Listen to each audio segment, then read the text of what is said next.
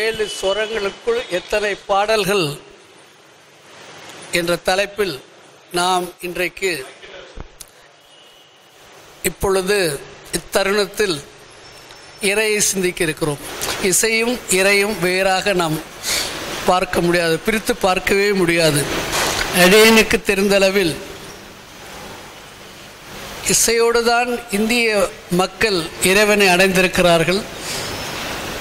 மற்ற மதங்களில் பார்க்கின்ற பொழுது, பௌத்த நாட்டில் நான் வாழ்ந்திருக்கிறேன், பர்மிய நாட்டில் மக்கள் ஏதோ அதற்கான தத்துவத்தை கடைப்பிடிப்பார்கள். கிறிஸ்தவர்கள் சில பாடல்களை பாடுவார்கள், இஸ்லாமியர்கள் ஓதுவார்கள். நம்மவர்கள்தான் அன்றாட வாழ்க்கையிலே பாடி பாடி பாடி பரவசம் அடைவார்கள் என்பதை நாம் ஆதிகாலம் முதல் இன்று வரை உணர்ந்த ஒன்று. அந்த வகையில் அபூர்வமான தலைப்பில் ஏழு சுரங்களில் எத்தனை பாடல்கள் என்று பார்க்கின்ற பொழுது, அதுவும் செவ்விசை, கவிதை, திரை இசை, கர்நாடகா மியூசிக், திரை இசை, அதுவும் கவிதையும், கவிதை இசை, கவிதை திரை, நம்ம இசைக்கவி ரமணன் அவர்களும் சேர்ந்து ஒரு அபூர்வமான ஒரு நிகழ்ச்சியாக இதை பார்க்க முடிகிறது. தென் சென்னையில் கூட இப்படி ஒரு நிகழ்ச்சி இருக்கிறதா என்பதை சொல்ல முடியும் என்கின்ற பொழுது அது தப்பாக நீங்கள் நினைத்து கொள்ளக்கூடாது. நான் தென் சென்னையில் பல கூட்டங்கள் வருகின்ற பொழுது கீர்த்தனாவும் பூவனாவும் கவிஞரும் நமது பரத்வாஜும் இப்படி நால்வரும் இணைந்து மேடை அலங்கரிப்பது என்பது குருச்சந்திரா மாளிகையைத்தான் இருக்க முடியும் என்று என்னுடைய கருத்து. இது என்னுடைய கருத்து. இங்கே தான் இருக்குது. அந்த வாய்ப்பை எனக்கு நமது இசைக்கவி ரமணன் அமைத்து கொடுக்கிறார், ஒருங்கிணைத்து கொடுக்கிறார் என்று பார்க்கின்ற பொழுது ஒரு பெரிய பாக்கியத்தை நாம் பெற்றிருக்கிறோம். பொதுவாக நான் சார்ந்த நிகழ்ச்சிகளில் வரவேற்பு என்று வைப்பதில்லை. டிஜி நாராயணசாமி, இங்கே ஐயா பிச்சாண்டி வந்திருக்கிறார்கள். இந்த உலகத்தில் நாம் எங்கிருந்து வருகிறோம், எங்கிருந்து போகிறோம் என்பதே அந்த நிலையில் நாம் போய்விட்டால் யாரையும் நாம் வரவேற்பதும் இல்லை, சென்று வருகிறேன் என்று சொல்வதும் இல்லை என்பது அவருடைய கூற்று. இன்றைக்கு நாம் ஒரு அபூர்வமான நூலை வெளியிடுவதற்கு இந்த நிகழ்ச்சியில் ஒருங்கிணைத்து வைத்திருக்கிறோம். அதுவும் நம்முடைய இசைக்கவி ரமணனோடு 50 ஆண்டுகள் ஒரு நண்பராக இருக்க முடிகிறது என்றால் இது உலக மகா அதிசயம். இல்லை, நண்பர்கள் என்பது இசைக்கவி ரமணனோடு இல்லை, மொத்தமாகவே நண்பர்கள் இடுக்கன் வராமல் இணைந்து இணக்கமாக பிணக்கமில்லாமல் வாழ்க்கை பயணத்தை செலுத்த முடிகிறதா என்றால் இன்றைய நிலையில் அப்படி இல்லை என்பதுதான் என்னுடைய கூற்று. அதில் அவர் குறிப்பாக போட சொன்னார், 50 ஆண்டுகள் என்னுடைய நண்பர் என்று இசைக்கவி ரமணன் போட சொல்கிறார் என்றால் அவர் அதில் எந்த அளவுக்கு பெருமிதம் கொள்கிறார். ஹரிகிருஷ்ணனோடு 50 ஆண்டுகள் தாம் ஒரு இணக்கமாக ஒரு நண்பனாக வாழ முடிகிறது என்பது இசைக்கவி ரமணனுக்கு ஒரு பெருமிதம். அப்படித்தானேயா? பெரிய பெருமிதம். நம்முடைய ஹரிகிருஷ்ணனையாவை பற்றி சொல்லிக்கின்ற பொழுது ஒரு 2 மாதங்களுக்கு முன்பே அவருடைய நூல் வெளியிடப்பட வேண்டியது. இந்த அரங்கத்திலேயே அது ஏதோ ஒரு காரணத்தினால் அவர் வரவில்லை என்றால் வெளியிடப்பில்லை. அவர் வெளியிட்டிருக்கிற நூல்களை பார்க்கின்ற பொழுது அனுமன் வார்ப்பும் வனப்பும், இந்த தலைப்பு ஒரு அபூர்வமான தலைப்பு. இது 2 காப்பியங்களை இந்திய துணைக்கண்டத்துக்கு 2 காப்பியங்கள் வழங்கப்பட்டிருக்கிறது. ஒன்று ராமாயணம், ஒன்று மகாபாரதம். இந்த 2 காப்பியங்களிலும் பார்க்கின்ற பொழுது இந்த 2 காப்பியங்கள் நடைபெறுகின்ற பாத்திரங்களுடைய பிணைப்பு எவருடைய வாழ்க்கையிலும் நடைபெறாமல் இருக்காது. இது 2ஐயும் படித்து விட்டால் தன்னுடைய வாழ்க்கையிலே பார்க்கின்ற பொழுது ஒரு ராமாயணத்தில் இப்படி நடந்திருக்கிறது, அனுமன் கதையில் இப்படி நடந்திருக்கிறது, பாஞ்சாலிக்கு இப்படியெல்லாம் இடுக்கன் வந்திருக்கிறது என்று நினைக்கின்ற பொழுது, ஒரு கூற்றையும் நினைக்கின்ற பொழுது ஒரு ஆற்றலும் தேற்றலும் அங்கே வந்துவிடும். இதை நம்முடைய இசைஞானி பாரதி ராஜா அவர்கள் சொன்னது. எனவே இந்த 2ஐயும் நாம் பார்க்கின்றோம், அது 2ஐயும் அவர்கள் ஆக்கியிருக்கிறார்கள் என்று பார்க்கின்ற பொழுது அது 2வது அபூர்வமாக ஒரு நல்ல தலைப்பு பாஞ்சாலி சபதம். அதை ஐயா இசைக்கவி ரமணன் விளக்க இருக்கிறார்கள். பாஞ்சாலி சபதம் என்பதே பாரதி எழுதுகின்ற பொழுது மெல்ல அது வெள்ளோட்டமாக அதை பார்த்தேன். 2 பேர்கள் வில்லிபுத்தாரரும் மற்ற மூல கருத்துலையும் பாஞ்சாலி சபதத்தில் இப்படி ஒரு பாடல் இல்லை, கூற்று இல்லை. ஆனால் பாரதி எங்கிருந்து இதை கொண்டு வந்தான் என்று எழுதியிருக்கிறார். அப்படி தானேயா? பாரதி எங்கிருந்து இந்த வரியை கொண்டு வந்தான் என்று எழுதியிருக்கிறார்கள். அது சும்மா அப்படி பரட்டி பார்த்தேன், ஏதோ ஒன்று சொல்லலாமே அப்படின்னு சொல்லிட்டு. எனவே இந்த நூல்கள் அச்சிட்டப்பட்ட முறை, ஒரு மொத்த ஆற்றல் எல்லாம் இந்த நூலிலே அமைந்திருக்கிறது. அதுவும் ஒரு கவித்துவம் வாய்ந்தவர்கள் என்பது இறைவனுடைய மறு தோற்றம்தான் என்பது நம்முடைய இசைக்கவி ரமணனாலும் நொச்சூர் வெங்கட்ராமன் போன்றவர்களெல்லாம் சொல்லப்படுது. கவிஞர் என்பது தான் எழுதுவது அல்ல. ரமணர் ஐயா சொல்வது போன்றும் பெற்றதை பாடினார்கள். இப்போ நம்ம பாப்பா இருக்குது, குழந்தை இருக்குதுன்னா, இப்போ அப்படி தான் சொன்னேன். அது ஒரு மக்கள் டிவியில் என்னை கேட்கும் போது குழந்தைன்னு தான் அதை சொன்னேன். கீர்த்தனான்னு சொல்லலை, அதை குழந்தை அப்படின்னு தான் சொன்னேன். எனவே இதற்கெல்லாம் ஒரு பிறக்கின்ற பொழுதே பெற்றோருடைய ஆற்றல் அது வழி தோன்றல் போன்ற வகையிலே அந்த ஞானம் பெற்றிருக்கிறார்கள். அந்த வகையிலே நம்முடைய ஹரிகிருஷ்ணன் அவர்களும் அந்த ஞானம் பெற்று இந்த நூலை வெளியிட்டிருக்கிறார்கள். அவரை பற்றி ஐயா இசைக்கவி ரமணன் நூலை பற்றியும் ஹரிகிருஷ்ணன் ஐயா அவர்களை பற்றியும் தன் அனுபவத்தை பேசுவார்கள். அனைவருக்கும் வணக்கம். பற்று மிகுந்து வர பார்க்கின்றேன், கண்ணனால் பெற்று வரும் நன்மையெல்லாம் பேசி முடியாது. நண்பனாய் மந்திரியாய் நல்லாசிரியனுமாய் பண்பிலே தெய்வமாய் பார்வையிலே சேவகனுமாய் என்கின்ற பாரதியாருடைய கண்ணன் பாடல்களுடைய வரிகளுக்கு என்னை பொறுத்தவரையில் எனக்கு முழு உதாரணமாக திகழ்பவன் என்னுடைய அருமை நண்பன் ஹரிகிருஷ்ணன். இதற்கு மேல் அவனை பற்றி சிறப்பாக யாரும் சொல்ல முடியுமானால் சொல்லுங்கள். பற்று மிகுந்து வர பார்க்கின்றேன், கண்ணனால் பெற்று வரும் நன்மையெல்லாம் பேசி முடியாது. நண்பனாய் முதல்ல அப்படித்தான் சேர்ந்தான். மந்திரியாய் எத்தனையோ இக்கட்டான நேரங்களில் அவன் எவ்வளோ இங்கிதமாக இதோபதேசம் எனக்கு செய்வான்.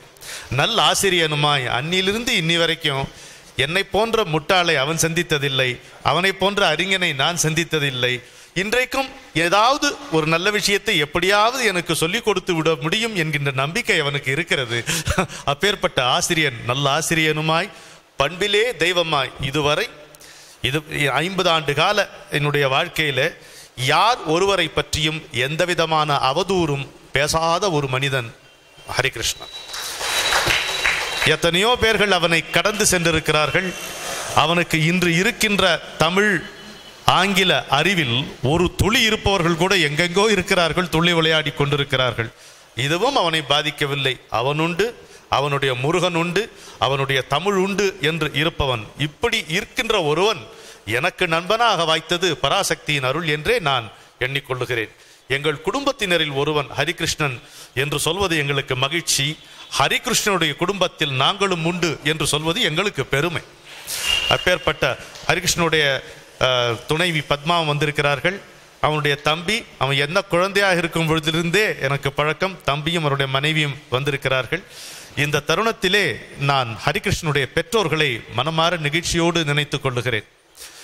அம்மா இன்றைக்கு நமக்கு அடுத்த நிகழ்ச்சியிலே நாம் தாயாரை பற்றி பேச இருக்கிறோம். தாயார் என்ற சொல் பேசும் பொழுது ஹரிகிருஷ்ணனுடைய அம்மா எனக்கு எப்பொழுதும் நினைவுக்கு வருவார்கள். அவ்வளவு இங்கிதமான இதமான ஒரு தாயை பார்ப்பது அரிது. ஹரிகிருஷ்ணன் இப்படி இருப்பதற்கு முழுக்க முழுக்க காரணம், சுப்பு பாஷையிலே சொல்ல போனால் அவனுக்கு அப்பா கிடையாது, ரெண்டுமே அம்மா தான். அம்மாவும் அப்பாவும் தானே சொல்லுவான். அம்மாவும் தான் அவனுக்கு. அவங்க அப்பா எவ்வளோ எனக்கு ஒத்தாசை பண்ணியிருப்பார். எனக்கு முதுகு சுளுக்கிக்கிட்டுச்சுன்னா அவர் மசாஜ் பண்ணுவார். நான் 10 போடுறேன்டா அப்போதான் அவனுக்கு சரியாகுன்ட்டு. அது மாதிரி அப்புறம் அந்த மசாஜில் களைச்சி வந்தால் ஹரிகிருஷ்ணனுடைய அம்மா எனக்கு சக்கரை பொங்கல் பண்ணி போடுவாங்க. இப்படி ஊட்டி வளர்க்கப்பட்டவன் நான். அது மாதிரி ஹரிகிருஷ்ணன் எங்களுடைய ஆசிரியர் நாகநந்தி என்று அழைக்கப்பட்ட மதிப்பிற்குரிய திரு தி வேணுகோபால் அவர்கள் மீனம்பாக்கம் ஜெயின் கல்லூரியிலே தமிழ் பேராசிரியராக பணியாற்றியவர். அறிவு கடல். தமிழிலே அவருக்கு தெரியாத எந்த துறையும் கிடையாது. எழுத்தாற்றல் மட்டுமல்ல, பேச்சாற்றல், தர்க்க ஆற்றல் இதெல்லாம் மிகுந்தவர். தோஷஜர் என்று அவரே தன்னை சொல்லிக் கொள்ளுபவர். நக்கீரர் பரம்பரை என்று நாங்கள் அவரை கண்டாலே நடுங்குவோம். என்னை பொறுத்த மட்டில் அவரிடம் முறையாக படித்த, அவர் ஏற்றுக்கொண்ட ஒரே ஒரு மாணவன் நம்முடைய ஹரிகிருஷ்ணன் தான். துர்வாசருக்கு ஒரு மாணவன் இருக்க முடியுமா என்று நீங்கள் அதிசயிப்பீர்கள். நாகநந்தியை பார்த்து ஹரிகிருஷ்ணனையும் பார்த்தால்தான் உங்களுக்கு அது எப்பேற்பட்ட வசனம் என்பது உங்களுக்கு புரியும், எவ்வளவு சிரமமான ஒரு காரியம் என்பது புரியும். இன்றைக்கு 2 நூல்களை நாங்கள் இங்கே உங்களுக்கு அறிமுகம் செய்வதில் மிகவும் பெருமைப்படுகிறோம். முதலில் இந்த வாய்ப்பை தனக்கு கிடைத்த ஒரு பேராக கருதிய நம்முடைய நெகிழ்ச்சியும் அன்பும் மிக்க உள்ளம் நம்முடைய திரு குருமூர்த்தி அவர்களுடையது. அவருக்கு நம்முடைய வளமான கரவொலியால் நன்றியையும் பாராட்டையும் தெரிவித்துக் கொள்ளுகிறோம். ஹரிகிருஷ்ணன் யார் என்று அவருக்கு தெரியாது, என்னை தெரியும். அவர் எப்படி தீர்மானம் பண்ணியிருப்பார், இவனை ஒருத்தன் 50 ஆண்டு காலம் நண்பனாக நடத்தினான்னா அவனை கொண்டாடணையா கூட்டுவான்ற மாதிரி சிறப்புக்குரியவன் தான் என்று. அனுமன் வார்ப்பும் வனப்பும் என்கின்ற நூல் முன்பே ஹரிகிருஷ்ணன் எழுதி கிழக்கு பதிப்பகத்தாரால் வெளியிடப்பட்டது. அதனுடைய பிரதிகள் தீர்ந்து போயின. அதன் பிறகு பாஞ்சாலி சபதத்தினுடைய விளக்க உரையை தொடர்ந்து அவர் இணையத்திலும் எழுதி வந்தார் ஹரிகிருஷ்ணன். உங்களுக்கு தெரியாத ஒரு தகவல், கம்பராமாயண கதாபாத்திரங்களை பற்றி 1500 பக்கங்களுக்கும் மேலாக ஆங்கிலத்திலே இணையதளத்தில் ஹரிகிருஷ்ணனுடைய கட்டுரைகள் உலா வந்து கொண்டிருக்கின்றன. மிகப்பெரிய பொக்கிஷம். தமிழ்நாடு தந்த தவப்புதல்வன் என்னுடைய நண்பர். அது யாரும் கண்டுகொள்வதில்லை. எப்படியாவது இதையெல்லாம் வெளிக்கொணர வேண்டும் என்கின்ற ஆசையிலே சில நண்பர்களோடு சேர்ந்து ஐயாவும் கலந்து ஆலோசித்தேன். இந்த 2 புத்தகங்களையும் நாம் மறுபதிப்பு செய்ய வேண்டும் என்று நாங்கள் ஆசைப்பட்டு ஏதாவது செய்யலாம் என்றிருந்த பொழுது கிழக்கு பதிப்பகத்தார் ஹரிகிருஷ்ணனை அணுகி நாங்கள் இதை செய்கிறோமே என்றார்கள். செய்யுங்கள், வெளியிடுவது எங்களுடைய பொறுப்பு. வியாசர்பாடியிலே ஒரு நூல் வெளியிடும், நாளை ஆர்கே கன்வென்ஷன் மயிலாப்பூரிலே ஒரு நூல் வெளியிடுமாக நாங்கள் செய்து கொள்வோம். புத்தகங்களை கணிசமான அளவுக்கு நாங்களே வாங்குவோம். உரியவர்களுக்கு அதை அன்பளிப்பாக, யார் அதனை மதிப்பார்களோ, அதனுடைய மாண்பு யாருக்கு புரியுமோ அவர்களுக்கு அதை அன்பளிப்பாகவும் நாங்கள் வழங்குவோம் என்று சொல்லி, எப்பொழுதும் போல் எது நடந்தாலும் முதலில் வட சென்னையில் நடக்க வேண்டும் என்கின்ற ஒரு மரபு அது குருமூர்த்தி ஐயா அவர்களுடைய அன்பால் இங்கே நிச்சயிக்கப்பட்டு விட்டது. அந்த வகையிலே முதலில் இப்பொழுது அனுமன் வார்ப்பும் வனப்பும் என்கின்ற நூலை திரு குருமூர்த்தி ஐயா வெளியிடுவார். அதை யார் பெற்றுக்கொள்ளப் போகிறார் என்பதை அவரே நிர்ணயிப்பார்.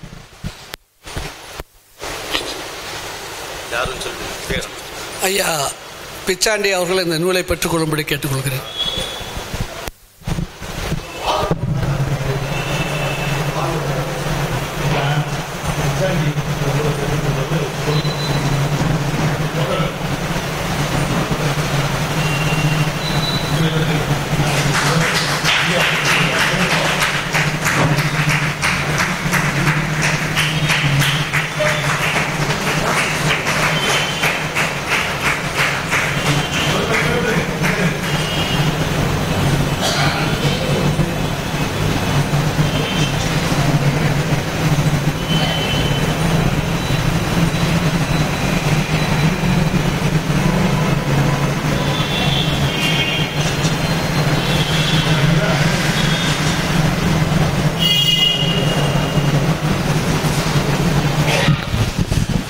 திரு பிச்சாண்டி அவர்கள் இந்த நூலின் முதற் பிரதியை பெற்றுக்கொள்வதில் ஒரு பொருத்தம் இருக்கிறது.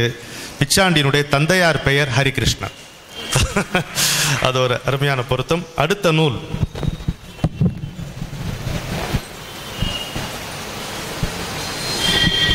பாரதியாருடைய பாஞ்சாலி சபதத்துக்கு அற்புதமான விளக்கவுரை. இதுவரைக்கும் யாரும் பாரதியுடைய பாஞ்சாலி சபதத்துக்கு விளக்கவுரை எழுதவில்லை.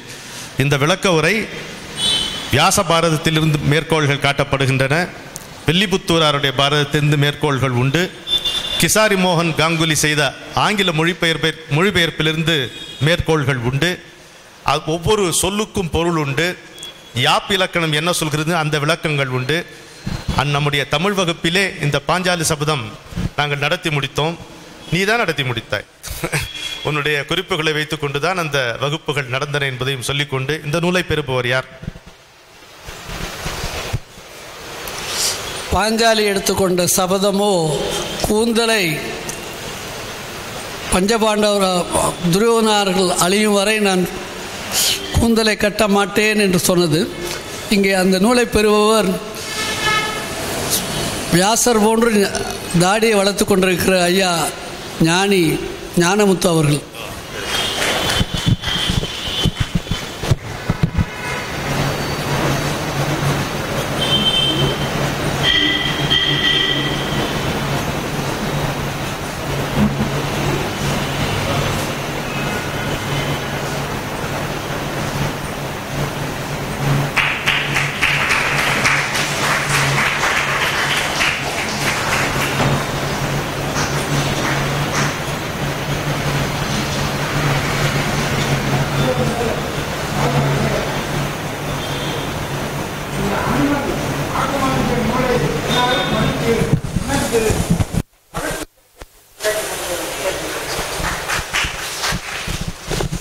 மூன்றாவதாக ஒரு நூல் அறிமுகம்.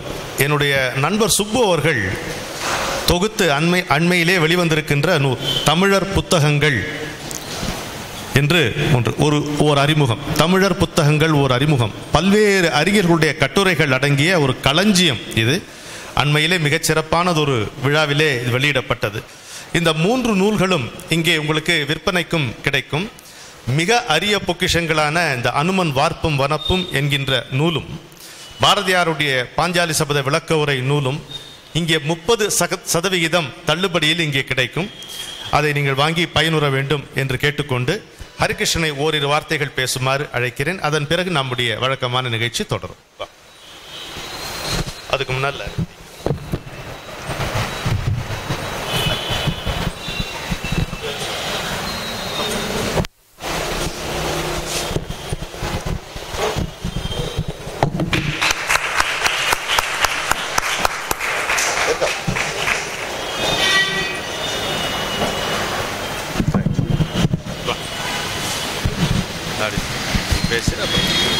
அன்பர்களே வணக்கம். இது ரொம்ப நெகிழ்ச்சியான தருணம்.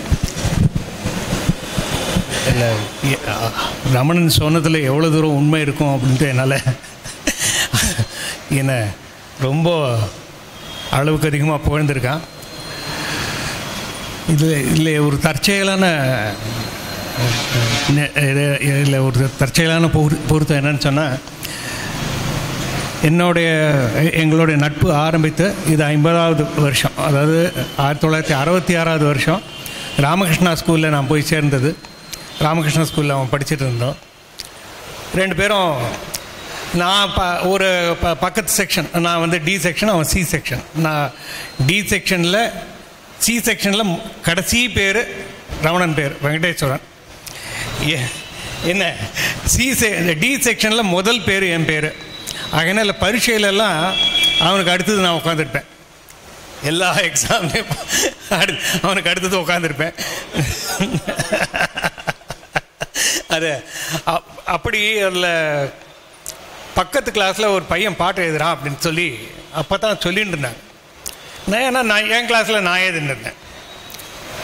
அண்ட் இட் ஸோ ஹேப்பன், ரொம்ப இன்சிடென்டலாக அந்த பையன் நங்கநல்லூர்லேருந்து அந்த நங்கநல்லூர் அந்த குளத்தங்கிற அரச மரத்துக்கு பக்கத்தில், அது இன்னும் ரொம்ப விவிடு.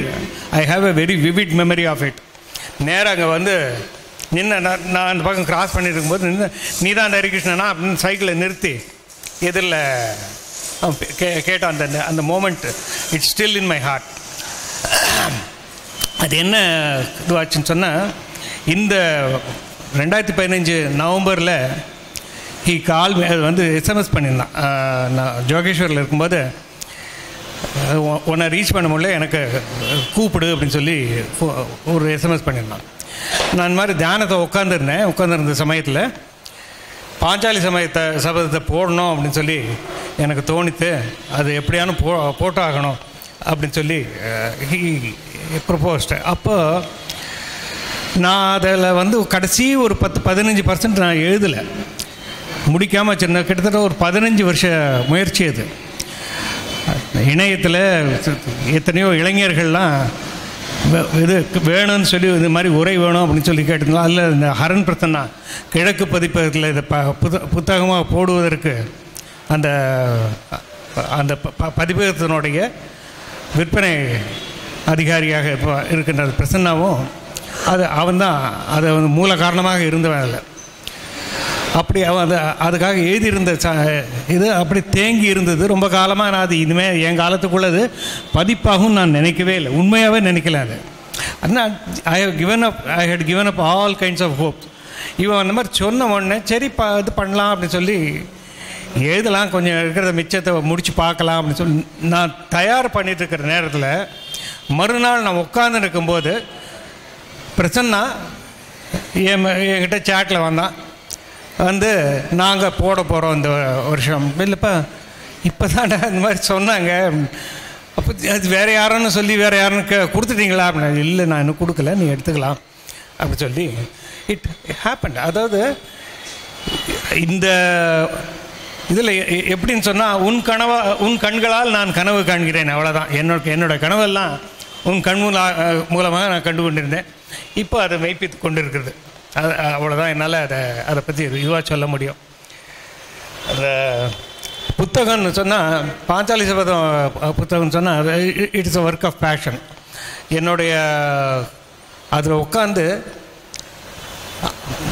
ஒவ்வொரு பாடலுக்கும் அது பாஞ்சாலி சபதத்தில் ஒவ்வொரு பாடலுக்கும் வியாச பாரதத்தில் எந்த லைன் பாரதி எடுத்து எந்த ஸ்லோகத்தை எடுத்து இந்த பாடலாக மாற்றியிருக்கேன். ஒவ்வொன்றுக்கும் இருக்குது. அந்த மாதிரி கிட்டத்தட்ட 85% பாடல்கள், ஒரு 15% பாடல்கள் பாரதியோட சொந்த படைப்பு, 85% பாடல்கள் அப்படியே அதுக்கு மொழிபெயர்ப்பு, கவிதையாக்கம், தமிழில் கவிதையாக்கம் அதை கொடுத்துருக்கேன். அதை தவிர சில இடங்களில் வெள்ளி பாரதத்துலேருந்து சில இடங்களை எடுத்து ஆண்டு இருக்கிறான், அதை எடுத்து கொடுத்துருக்கிறேன். அதை தவிர தன்னுடைய சொந்த படைப்பு என்ற இதுவும் இருக்குது. அது அந்த மாதிரியான இடங்களையும் தொட்டி காட்டிருக்கேன். இதுக்கெல்லாம் மேலே பாஞ்சாலி சபதத்தில் வேணி சம்ஹாரம் அப்படின்னு சொல்லி பட்டநாராயணர் பெங்காலியில் எழுதின ஒரு நூலினுடைய முடிப்பு தான் இந்த பாஞ்சாலி சபதம். பாரதியோடைய பெரும் புலமை எவ்வளவு பெரிய, அந்த புலமை எவ்வளவு தூரம் அவனுக்கு பயிற்சி இருந்திருக்கிறது, எந்த மாதிரியான நூல்களெல்லாம் அவனுக்கு பயிற்சி. ஒரு கண்ட காவியம்னு சொல்கிறது பாஞ்சாலி. அதாவது வேணி சம்ஹாரத்தில் கடைசியில் பீமன் துரியோதனன் கொண்டுட்டு அவன் கையில் துரியோதன ரத்தமும் துச்சாசன ரத்தமும் கலந்துருக்கும். அப்படியே பாஞ்சாலி தலையில் தடவுவாத. இந்த கூந்தலை எந்த கை தொட்டு இழுத்ததோ, எந்த கூந்தலை எந்த தொட்டு இழுக்க எந்த கை காரணமாக இருந்ததோ அதெல்லாம் முறிச்சு போட்டு வந்திருக்கேன், அந்த ரத்தத்தை தலையில் தடவுறேன் அப்படின்னு சொல்லி பீமன் அந்த மாதிரி பண்ணி செய்கிறான். அந்த சபதத்தை, அந்த போர்ஷனை அப்படியே எழுதுனேன். ஏன்னா வியாச மூலத்தில் இந்த மாதிரியான பயங்கர சபதம்லாம் கிடையாது. இது இந்த மாதிரியான விஷயங்கள் எல்லாம்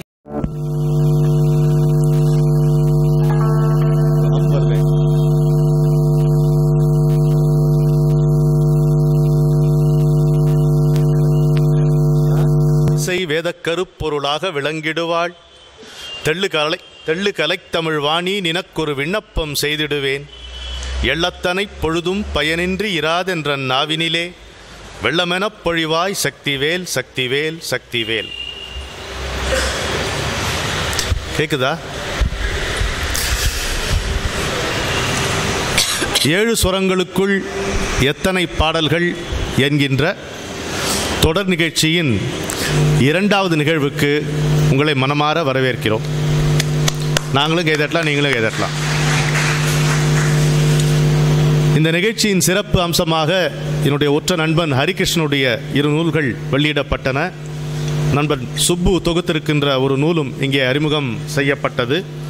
அதன் பிரதிகள் அங்கே விற்பனைக்காக உங்களுக்காக காத்திருக்கின்றன. பொக்கிஷங்களாக அவைகள் உங்கள் வீட்டிலே திகழ வேண்டும் என்பது எங்களுடைய அவா. 7 சுரங்களுக்குள் இத்தனை பாடல்கள் என்று யாரும் சொல்லிவிட முடியாது. எத்தனையோ பாடல்கள். 7 தானா சுரங்கள் என்று கூட ஒரு காலத்திலே ஐயப்பாடு வரலாம். சங்கீத விற்பனர்கள் விவாதங்களிலே ஈடுபடலாம்.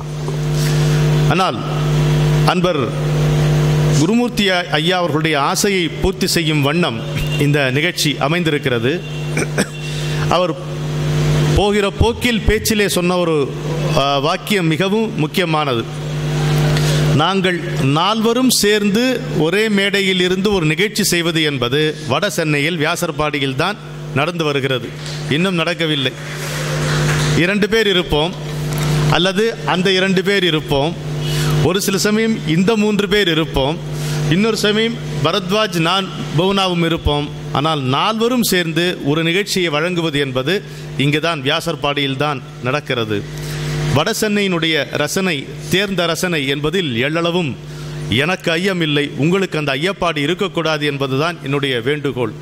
அதாவது மிக நுண்மையான தமிழ் ரசனை உள்ளவர்கள் இங்கே இருக்கின்ற ரசிகர்கள் என்பதை நான் என்னுடைய அனுபவத்திலே உணர்ந்திருக்கிறேன். நுண்மையான மென்மையான தமிழ் ரசனை உள்ளவர்கள் நீங்கள், எங்களை வளர்ப்பவர்கள் நீங்கள். நாங்கள் என்ன கருதி கொண்டு வந்திருக்கிறோமோ சில நேரங்களில் அதை அறவே விலக்கிவிட்டு நீங்கள் என்ன கருதுகிறீர்களோ அதை எங்களிடமிருந்து வெளிக்கொணர்கிறீர்கள். புரிந்ததா உங்களுக்கு? நாங்கள் என்ன கருதி கொண்டு வருகிறோமோ அதை சில நேரம் அகற்றி வைத்துவிட்டு நீங்கள் என்ன விரும்புகிறீர்களோ அதை எங்களிடமிருந்து தருவிக்கக்கூடிய ஆற்றல், தரமான ரசனை உங்களுக்கு இருக்கிறது என்பதை மிகவும் நெகிழ்ச்சியுடனும் நன்றியுடனும் உங்களுக்கு தெரிவித்துக் கொள்ளுகிறேன். இன்றைக்கு இந்த 7 சுரங்களுக்குள் எத்தனை பாடல்கள் என்கின்ற இந்த வரிசையிலே நாம் பார்க்க இருக்கின்ற ஒரு பகுதி தாயும் தாலாட்டும், தாய்மையும் தாலாட்டும் என்கின்ற ஒரு பகுதி நாம் இங்கே பார்க்க இருக்கின்றோம். தாய்னாலே தாலாட்டு தான், தாலாட்டுனாலே தாய் தான். யார் பாடினாலும் தாய் பாடுகின்ற தாலாட்டு போல் ஆகாது இல்லையா? யார் பாடினாலும் பாடுகின்ற நபரை தாயாக மாற்றுவது தாலாட்டு. இரண்டும் இருக்கிறது. தாயிற் சிறந்ததொரு கோயிலும் இல்லை. எல்லாவற்றுக்கும் சிறப்பு தாய் தான் சொல்லுகிறோம் இல்லையா? அதாவது காயத்ரிக்கு மேல் மந்திரம் இல்லை, தாய்க்கு மேல் தெய்வம் இல்லை என்று ஒரு வசனம் இருக்கிறது. ஒரு நாத்திகனாக இருந்து ஆத்திகனாக மாறுவதற்காக இணங்கிய ஒருவர் விவேகானந்தரிடம் சென்று கேட்கிறார், நான் எங்கிருந்து இறை வழிபாடை தொடங்குவது என்று. அதற்கு விவேகானந்தர் கூறுகிறார், உன்னுடைய பெற்ற தாயின் பாதங்களில் இருந்து கடவுள் வழிபாட்டை துவங்கு என்று சொல்லுகிறார். அப்பேற்பட்ட சிறப்பு. எல்லா ஊரிலும் தாயாகத்தான் இருக்கிறாள். விலங்குகளில் கூட தாய்மை என்பது நன்றாகவே புலப்படுகிறது, வெளிப்படுகிறது. நீங்கள் இந்த டிஸ்கவரி சேனல், நேஷனல் ஜியோகிராஃபிக் சேனல்லாம் பார்க்கும் பொழுது வில்டர் பீஸ்ட் என்கின்ற ஒரு 4 கால் பிராணி ஒன்று, அது ஆடுமில்லை மாடுமில்லை மானுமில்லை என்று இருக்கும். வெட்ட வெளியில்தான் அது குட்டி போடும். அப்படி தான் இருக்கும். வெட்ட வெளி பொட்டலில் தான் அது இருக்கும். ஆப்பிரிக்க சஹாரா பாலைவனத்தில் குட்டி போட்டவுடன் அந்த கன்று என்ன செய்யும்? பால் குடிக்க வருமா வராதா? பால் கொடுக்காது, தள்ளி தள்ளி செல்லும். பார்க்கிறவர்களுக்கு என்னடா இப்படி ஒரு தாயா என்று தோன்றும். எல்லா தாயும் அந்த விலங்கினத்தில் அப்படித்தான் செய்யும். எதற்கு என்றால், ஆபத்துக்கள் நிறைந்த உலகத்தில் எப்போதும் ஆபத்துக்கள் இருக்கின்ற சூழ்நிலையில்தான் அந்த மிருகங்கள் வாழ வேண்டியதாக இருக்கிறது. எனவே பிறந்த கன்று தன்னுடைய 4 கால்களில் நிற்கும் வரை அது பால் கொடுக்காது. அது எப்படியாவது தட்டி தடவி 4 கால்களில் தன்னை ஊன்றிய அந்த கணமே தாய் ஓடி வந்து பால் கொடுக்கும். பாதுகாப்பு முக்கியம், பிறகுதான் பால் என்று அந்த காட்டிலே, வெட்டவெளி காட்டிலே ஒரு சட்டத்திட்டம் இருக்கிறது. தாயை போல் அன்பானவளும் இல்லை, தாயை போல் கண்டிக்கிறவளும் இல்லை, தாயை போல் நம்மை நேசிக்கிற ஒரு ஜீவன் இந்த வையத்தில் இல்லவே இல்லை. அது யாராவது கொஞ்சம் துரத்தினீங்கன்னா நல்லா இருக்கும். நீங்க போகாதீங்க, யாராவது அனுப்புங்க அங்க. அது நம்ம ஒன்றும் செய்ய முடியாது. உட்காரு. வால்யூம் எனக்கு வர மாட்டேங்குது. சரியா இருக்கா? சரி, இன்னும் கொஞ்சம் இருக்கலாம். கொஞ்சம் இன்க்ரீஸ் பண்ண முடியும். அது கேட்க மாட்டேங்குது.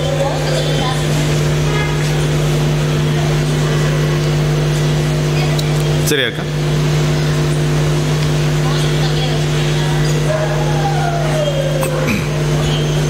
எனவே அந்த தாயையும் அவள் பாடுகின்ற தாலாட்டையும் போற்றும் விதமாக இந்த செவ்விசை திரை இசை கவிதை நிகழ்ச்சி அமைகிறது. இன்றைக்கு முதல் பாடல் என்னவென்று பார்ப்போம்.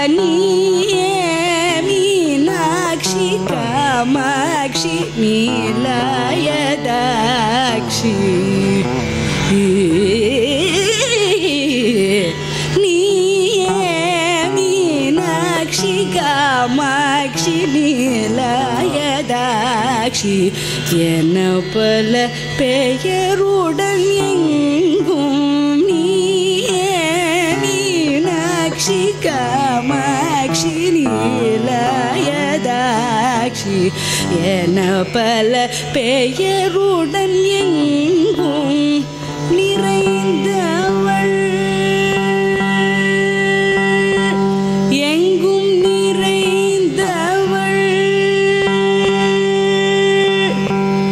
எங்கும் நிறைந்தவள் எங்கும் நிறைந்தவள் என் மன கோயிலிலும் எழுந்தருளிய தாயே திருமயிலை வளரும் நிறைந்தவள் என் மன கோயிலிலும் எழுந்தருளிய தாயே திருமயிலை வளரும் முன்னையெல்லாம் வேறே கதியில்லை அம்மா உலகெல்லாம் ஈன்ற அன்னை உன்னையெல்லாம் வேறே கதியில்லை அம்மா அம்மா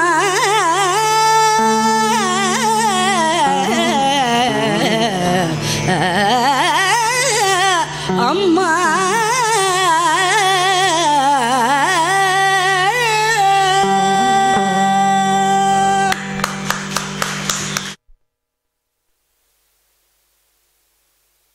பிரபு நீங்க கவனி.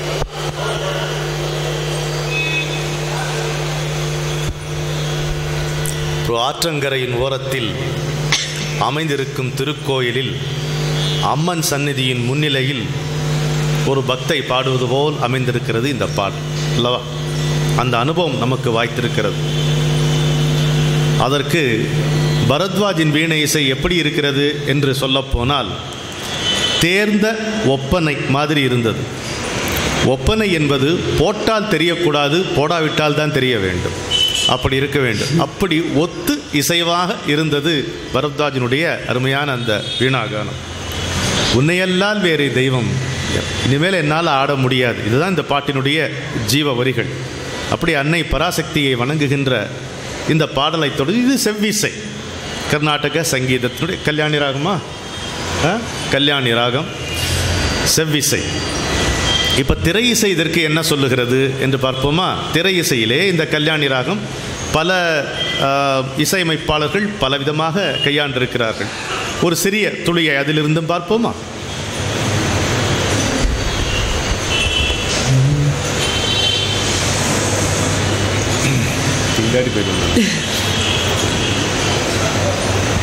என்னாச்சு?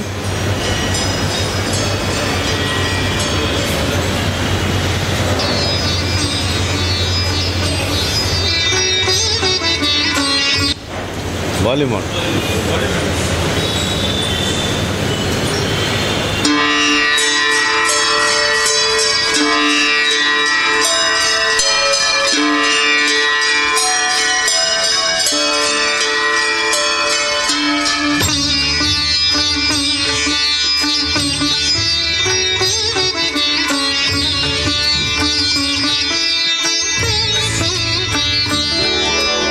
அம்மாவை அழைக்காத உயிரில்லையே, அம்மாவை வணங்காது உயர்வில்லையே. அம்மா என்றழைக்காத உயிரில்லையே, அம்மாவை வணங்காது உயர்வில்லையே. நேரில் நின்று பேசும் தெய்வம் பெற்ற தாயன்றி வேறொன்று ஏது. அம்மாவென்றழைக்காத உயிரில்லையே, அம்மாவை வணங்காது உயர்வில்லையே.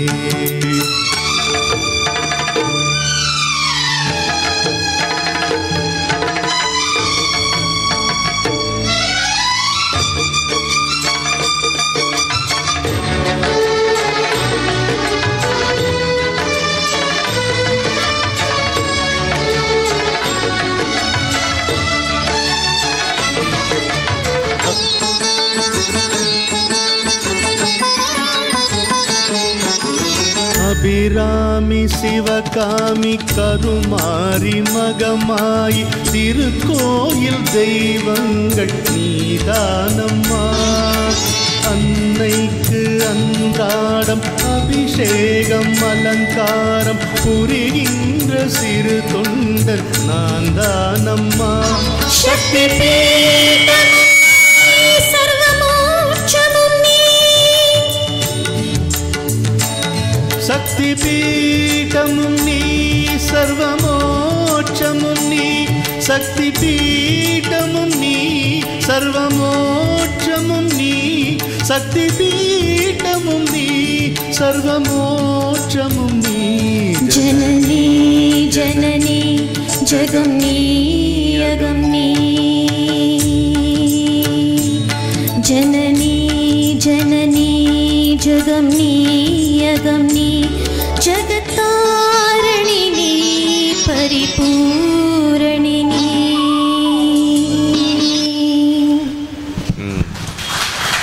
சவுண்டு திடீர்னு என்ன?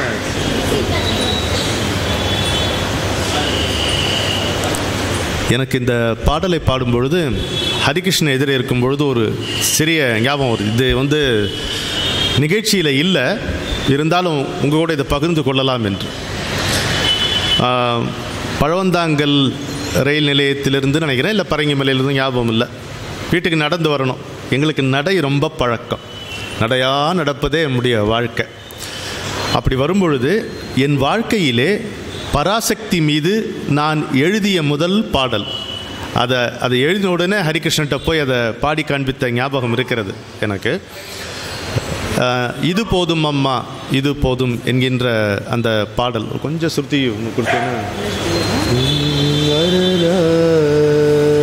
இப்போ பாடினோம் எதே சுருத்தி தான், அது என்ன சுருத்தின்னு பாரு. இது ஏறத்தாழ இந்த ராகத்தினுடைய சாயையில் அமைந்திருக்கிறது என்று நினைக்கிறேன்.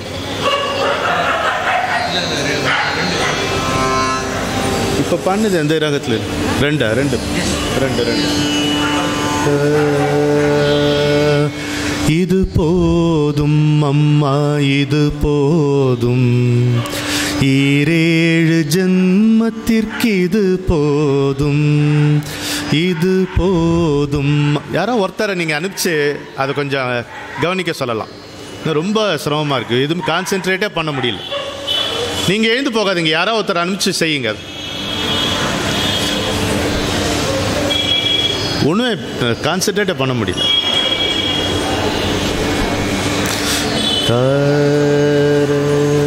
என்னம்மா அது? டியா?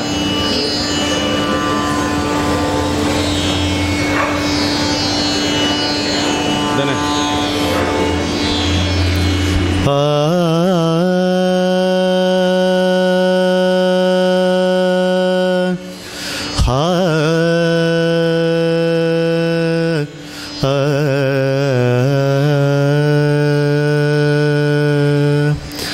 இது போதும் அம்மா இது போதும், ஈரேழு ஜென்மத்திற்கு இது போதும், இது போதும் அம்மா இது போதும், ஈரேழு ஜென்மத்திற்கு இது போதும். எது செய்தே நன்றி நான் உரைப்பேன்,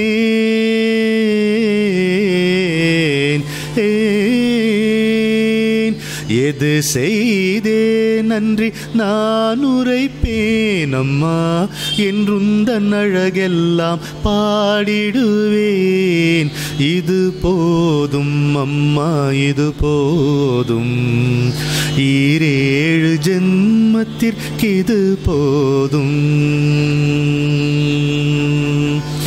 சின்ன குழந்தை சிரிப்பினிலே நெஞ்சை கிறங்க வைத்தாய், இசையில் மயங்க வைத்தாய். சின்ன குழந்தை சிரிப்பினிலே நெஞ்சை கிறங்க வைத்தாய், இசையில் மயங்க வைத்தாய். வன் பாலை நெஞ்சினை வாழ வைத்தாய்.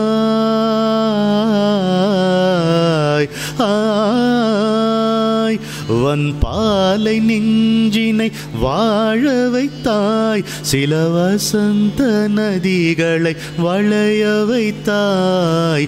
இது போதும் அம்மா, இது போதும், ஈரேழு ஜென்மத்திற்கு இது போதும். காணும் இடம் எங்கும் கவி எழுதி, அதை காண்பவர் நெஞ்சினில் கனல் எழுப்பி, தோணும் நினைவெல்லாம் துணைக்கு நின்று வெற்று துளையினிலே நாதம் நுழைய வைத்தாய்.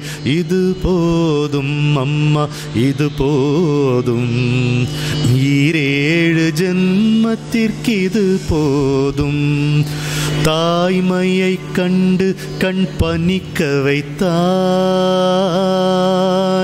இந்த தாரணிக்கே உயிர் துடிக்க வைத்தாய்.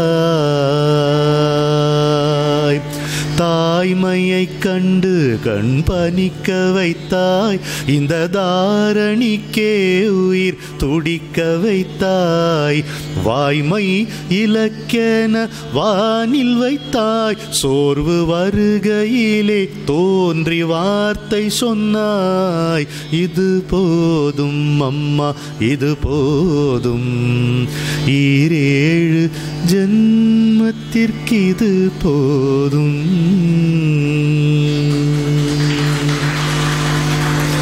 என் வாழ்க்கையிலே எனக்கு பாட்டு கொடுத்தது பராசக்தி.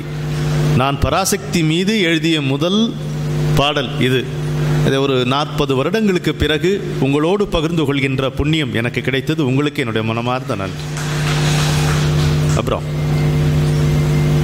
போம் இன்ற பொழுதிற் பெரிதுவக்கும் தன் மகனை சான்றோன் என கேட்ட தாய். ஒரு அம்மாவுக்கு எது மனதிற்கு இன்பம்? பையன் கோடி கோடியாக சம்பாதிச்சு தனக்கு கொண்டு வந்து கொடு, அதல்ல இன்பம். நல்லவர்கள், பெரியவர்கள், கற்றவர்கள், மதிப்புடையோர்கள் உங்கள் மகன் பெரிய ஆளுமா அப்படின்னு சொல்லணும். உங்கள் மகன் நல்லா பேசுகிறாம்மா, உங்கள் மகன் நல்லா பாடுறாம்மா, உங்கள் மகன் பண்பாளனாக இருக்கிறானம்மா அப்படின்னு சொல்லணும். அதுதான் ஒரு தாய்க்கு பெருமை. இந்த பாரத நாட்டில்தான் இன்றைக்கும் நீங்கள் ஒரு மரபை காணலாம். இது வேற எந்த நாட்டிலும் இல்லை, நான் துணிந்து சொல்லுவேன். எழுத படிக்க தெரியாதவளாய் தாய் இருப்பாள். மகன் ஒரு பெரிய IAS ஆபீசராக இருப்பான். IAS அதிகாரி பட்டம், அந்த பட்டம் தேர்ச்சி பெற்று அவனுக்கு ஒரு வேலை வாய்ப்பு ஒரு தகுந்த இடத்திலே அரசாங்கம் கொடுத்திருக்கும். அந்த IAS பட்டதாரி, அந்த IAS அதிகாரி தன்னுடைய கிராமத்திற்கு வந்து எழுத படிக்க தெரியாத தன் தாயினுடைய கையிலே அந்த தாளை கொடுத்து அவள் தாளை தொட்டு வணங்குவான். பாருங்கள், அது பாரத நாட்டில் மட்டும்தான் இந்த காட்சியை நீங்கள் பார்க்க முடியும். அதனால்தான் என்னுடைய குருநாதர் சொல்லுவார், இந்த பாரத நாடு பாருக்கெல்லாம் திலகம் என்று பாரதி சொன்ன வார்த்தை இங்கே மிகவும் பொருந்தும். பாருக்கெல்லாம் குரு. எதனால்? பாருக்குள்ளே நல்ல நாடு எங்கள் பாரத நாடு என்று பாரதி ஏன் அப்படி பறைசாற்றி கொள்ளுகிறான்? ஒரு தாயாக இருந்து சேய்களாகவே மற்ற நாடுகளை பார்க்கக்கூடிய அந்த தாய்மை குணம் இந்த நாட்டிலே மண்ணிலே ஒவ்வொரு துகளிலும் ததும்பிக் கொண்டிருக்கிறது என்கின்ற காரணத்தினால்தான். இந்த நாட்டிலே இருக்கக்கூடிய இன்னொரு சிறப்பு, இங்கே பிறக்கின்ற ஒவ்வொரு பெண் குழந்தையும் பிறக்கும் போதே தாயாக பிறக்கிறது. இதை வேற எங்கேயும் நீங்கள் பார்க்க முடியாது. 5 வயது பெண் குழந்தை 3 வயது தம்பியை அவனுடைய கையை தன்னுடைய உள்ளங்கையிலே அந்த பிஞ்சு கரத்தை பிடித்து கொண்டு சாலையை கடக்கின்ற அந்த பரவசம் தருகின்ற காட்சியை நீங்கள் பாரத நாட்டில் மட்டும்தான் காணலாம். தாய்மை என்பது ஒரு குழந்தையை பெற்றுவிட்டு வருகின்ற அந்த ஜோலி இந்த நாட்டிலே இல்லை. பிறக்கும் போதே ஒரு பெண் குழந்தை தாயாக பிறக்கின்ற அபூர்வம் இந்த நாட்டில்தான் நமக்கு காணப்படுகிறது. என் அருகே உட்கார்ந்திருக்கின்ற இந்த குழந்தை ஒரு தாய் என்றுதான் நான் சொல்லுவேன். இதற்கு இனிமேல் தான் திருமணமாக வேண்டும். அதற்கு பிறகு அது நல்ல மக்கள் செல்வத்தை பெறும் என்பது எனக்கு திண்ணம். அது என் ஆசையும் என் ஆசிகளும் கூட. அது ஒரு பக்கம் இருக்க, இந்த குழந்தை தாய் தான். இவர்கள் வீட்டில், ஐயாவுக்கு தெரியும், இவர்கள் வீட்டில் நுழைந்த உடனேயே நம்முடைய முகக்குறிப்பை கவனித்து நமக்கு என்ன தேவை என்று அது தேடிக்கொண்டு கொண்டு கொடுக்கின்ற குணம் தாய்மை குணம். தாய்மை குணம். கவனி என்று சொல்வது தந்தை குணம், சொல்லாமலே கவனிப்பது தாயின் குணம். அது இயல்பாகவே வாய்த்திருக்கிறது. சரி, இதற்கு இன்னொரு படி மேலே சென்று சொல்லலாம். அதோ உட்கார்ந்து இருக்கிறானே இந்த இளவல், இவன் ஆண்மகன், இவனும் இனிமேல் தான் திருமணம் செய்து கொள்ளப் போகிறான். ஆனால் இவனுள்ளே இருக்கின்ற தாய்மை என்ற குணத்தை நான் பலமுறை தரிசித்திருக்கிறேன். எந்த விதமான பிரதி உபகாரமும் எதிர்பார்க்காமல், ஒரு நன்றி என்கின்ற ஒரு வார்த்தை கூட எதிர்பார்க்காமல் அள்ளி அள்ளி வழங்கக்கூடிய அன்பு மனது இந்த பிள்ளைக்கு வாய்த்திருப்பதற்கு காரணம் இவனை பெற்ற தாயினுடைய பதிவு அவனில் இருப்பது என்கின்ற காரணத்தால் தான். உங்களுடைய வளமான கரவொலியால் தாய்மைக்கு இலக்கணமாக திகழ்கின்ற இந்த செல்வ குழந்தைகளை நீங்கள் பாராட்ட வேண்டும் என்று கேட்டுக்கொள்ளுகிறேன். எவ்வளோ அழகாக இருக்கு பாருங்க. இப்போ அப்படியே இங்கிருந்து அங்கே போகலாம். இந்த குழந்தைகளை பெற்ற பெற்றோர்களை பார்த்தால் நமக்கு எப்படி இருக்கும்? சந்தோஷமாகவும் இருக்கும் இல்லையா? அடா பெத்தா இப்படி பெறணும் ஐயா, குழந்தைங்கன்னா இப்படி இருக்கணும் ஐயா அப்படின்னு சொல்லணும் இல்லையா? இன்ற பொழுதில் பெரிதுவக்கும் தன் மகனை சான்றோன் என கேட்டாத்தா, அவளை கேட்டால் போதும். அவன் லெக்சர் கூட, அவன் லெக்சரில் மகன் பேசுகிற அந்த சொற்பொழிவிலையோ இசையிலையோ தாய்க்கு ஒன்றும் கிடையாது. மற்றவர்கள் அவனை மெச்ச வேண்டும், அதை அவள் பார்க்கணும். அவள் அதை பார்க்கும் பொழுது அவளுக்கு என்ன நினைவு வரும் என்றால், அது பாரதி சொல்லுகிறான், உச்சி தன்னை முகர்ந்தால் கர்வம் ஓங்கி வளருதடிங்கிறான். ஒரு குழந்தையினுடைய, தான் பெற்ற குழந்தையினுடைய உச்சந்தலையை அப்படி முகரும் பொழுது அந்த தாய்க்கு கர்வம் வளர்கிறதா. என்ன அது? அலெக்சாண்ட்ரா? அது என்ன ஐன்ஸ்டீனா? அது யாருக்கு தெரியும்? சிறகு இன்னும் முளைக்கலடா, தீமை இன்னும் பரவலடா ராமையா, அது உறவு மட்டும் தெரியுதடா, உத்து உத்து பார்க்குதடா சோமையா. இந்த பாட்டை எத்தனை முறை சொல்லியிருப்பேன் நான். இது மருதகாசியோ ஆலங்குடி சோமுவோ தெரியாது. முட்டையை விட்டு பறவை வந்து முழிச்சு முழிச்சு பார்க்குதடா ராமையா, அது குட்டைக்காலு குட்டை கை குழு குழுன்னு சிரிக்குதடா சோமையான்னு பாட்டு. அது வேற எதுவுமே தெரியாது இல்லையா? எந்த ஊரில் எந்த நாட்டில் தலைவனாகுமோ, இதை எதை படித்து எதை எழுதி புலவனாகுமோ, சொந்த வீட்டு புள்ள குட்டிக்கு சொத்து சேர்க்குமோ, இல்லை சொத்தையெல்லாம் அள்ளி தந்து வள்ளலாகுமோ, சிறகு இன்னும் முளைக்கலடா, தீமை இன்னும் பரவலடா ராமையா, அது உறவு மட்டும் தெரியுதடா, உத்து உத்து பார்க்குதடா சோமையா. பிறக்கும்போது புள்ளையெல்லாம் ஒன்று தானப்பா, அது பெரியவனா வளரும்போது விஷயம் வேறப்பா. அங்கப்பா பிறக்கும்போது பிள்ளையெல்லாம் ஒன்று தானப்பா, அது பெரியவனா வளரும்போது விஷயம் வேறப்பா. படிக்க வச்சு கண்ணை கொஞ்சம் திறந்து வையப்பா, உன் பரம்பரைக்கு ஒன்று போதும் கவனம் வையப்பா. சிறகு இன்னும் முளைக்கலடா, தீமை இன்னும் பரவலடா ராமையா, அது உறவு மட்டும் தெரியுதடா, உத்து உத்து பார்க்குதடா சோமையா. அப்படிதான் இருக்கு அந்த குழந்தை. Cup of delight, chunk of heaven பாங்க, அது மாதிரி தான் இருக்கு. அதை அதனுடைய உச்சி மண்டே முகர்ந்து பாரு, ஐயோ ஒரு அருமையான வாசனை இருக்கும். அது தேவலோகத்து வாசனை. அதுக்கப்புறம் அது பவுடர் கூடலாம் கொட்டி அதை நாராசம் பண்ணுவாங்க, அதை உடனே கெடுத்துருவாங்க.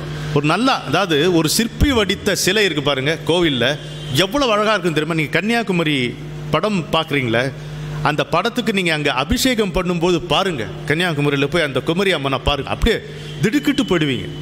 அவ்வளவு தத்ரூபமாக இருக்கும். அவளுடைய சலங்கையும் அவளுடைய சேலையும் எல்லாமே இருக்கும், அவளுடைய தத்துவம். நம்ம அலங்காரம்ன்ற பேரில் எல்லாத்தையும் மறைச்சிருவோம் இல்லையா? அது மாதிரி அப்படி பவுடர்லாம் அடித்து பால் பண்ணுவதற்கு முன்னால் இருக்கக்கூடிய மனம், அந்த உச்சாந்தலை மனம், உச்சாந்தல வாசனம்பாங்க. உச்சி தன்னை முகர்ந்தால் கர்வம் ஓங்கி வளருதடி. நம்ம குழந்தை, நாம் பெற்றெடுத்த குழந்தை நமக்கு இப்படி இருக்கிறது இல்லையா? நம்ம அறிவுடையவர்களாக இல்லாமல் இருக்கலாம், நம்ம குழந்தை நம்ம மாதிரி சாதாரண அறிவு படைத்தவர்களாக பின்னால் இருக்கலாம், இல்லை மேதாவியாக வரலாம், தெரியாது. ஆனால் பெற்ற குழந்தையை அப்படி கையிலே பற்றி எடுத்துக்கொண்டு உச்சிதனை முகரும் போது ஒவ்வொரு தாயினுடைய உள்ளத்திலும் கர்வம்தான் ஓங்கி வளருகிறது. அப்படி இருந்தா இந்த யசோதன்னு ஒத்தி இருந்தாளப்பா, அவள் பெத்தாளா கண்ணனை? அவதான் வளர்த்தா. கண்ணன் அவளிடம்தான் வளர்ந்தான். பெற்றவள் பறிகொடுத்தால் சொல்ல மாட்டேன், பரிமாறிக்கொண்டாள் என்று சொல்லலாம். பெற்றவள் இங்கே அனுப்பிவிட்டாள், கொற்றவை அங்கே சென்று சேர்ந்தாள் என்று சொல்லலாம். ஆனால் யசோதையிடம் வந்து சேர்கிறான். யசோதை ஒரு தாய் ஒரு குறும்புக்கார குழந்தையை எப்படி வளர்க்க வேண்டுமோ அப்படித்தான் வளர்த்தாள். அவள் கண்ணனை தொழுது வளர்க்கவில்லை, கண்ணனை வளர்த்தாள். கண்ணன் தான் அவளை தாயாக தொழுதான். என்னதான் வாயை திறந்து காட்டி அண்ட சராசரத்தையும் அவனுள்ளே அவளால் கிரேசி மோகன் நல்லா சொல்லுவார், அண்ட சராசரத்தையும் உன்னுடைய குழந்தை வாயை திறக்கும் போதும் உன்னால் பார்க்க முடியும், நீ யசோதையாக இருந்தால்மா. கிரேசி மோகன் நல்லா சொல்லுவான், நீ யசோதையாக இருந்தால் அப்படிமா. அப்படி காட்டினாலும் அடுத்த கணம் அந்த காட்சி மறைந்து விடுகிறது. சாதாரண தாய் சாதாரண குழந்தை என்றுதான் அப்படி இருந்தான். ஆனால் மற்றவர் கண்களுக்கு இது சாதாரண குழந்தை இல்லை என்று தெரிகிறது. இது சாதாரண குழந்தை இல்லை என்கின்ற காரணத்தினாலேயே இது வந்தடைந்த தாயும் சாதாரணமான் வந்தடைந்தது என்று அந்த கதை மற்றவர்களுக்கு தெரியாது. வந்தடைந்த குழந்தை அல்ல அது.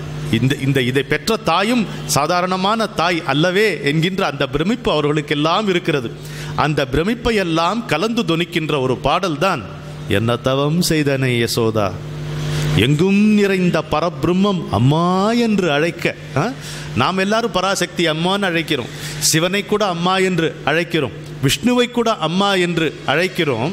அந்த பரம்பொருள் இங்கே ஆயர் குலத்திலே ஆயர்பாடியிலே வந்து வியாசர்பாடியிலே வந்து அம்மா என்று அழைக்கிறதே, நீ என்ன தவம் செய்தாய் என்ன தவம் செய்தாய் என்கின்ற இந்த அற்புதமான பாடல். என்ன ராகம் இது? காப்பி ராகத்தில் அமைந்திருக்கின்ற இந்த பாடலை பரத்வாஜ் எடுத்து கொடுக்க, கீர்த்தனா இசைக்க, நாம் அந்த யசோதையை எந்த தோழி இந்த பாடலை பாடுகிறாளோடு அவளோடு சேர்ந்து நின்று நாமும் பாடுவோம்.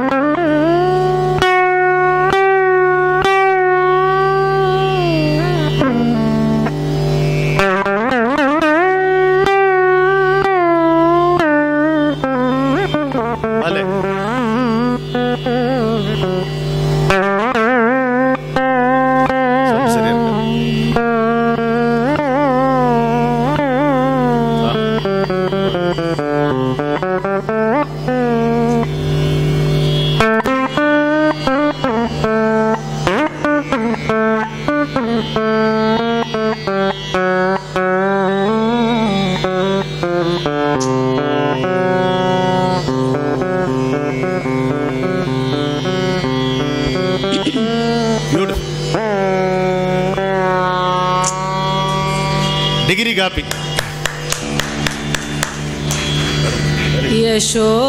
यशोदा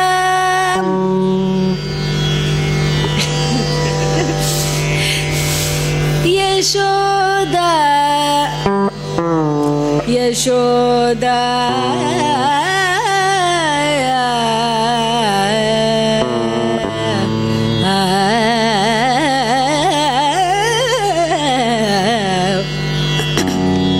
यशोदा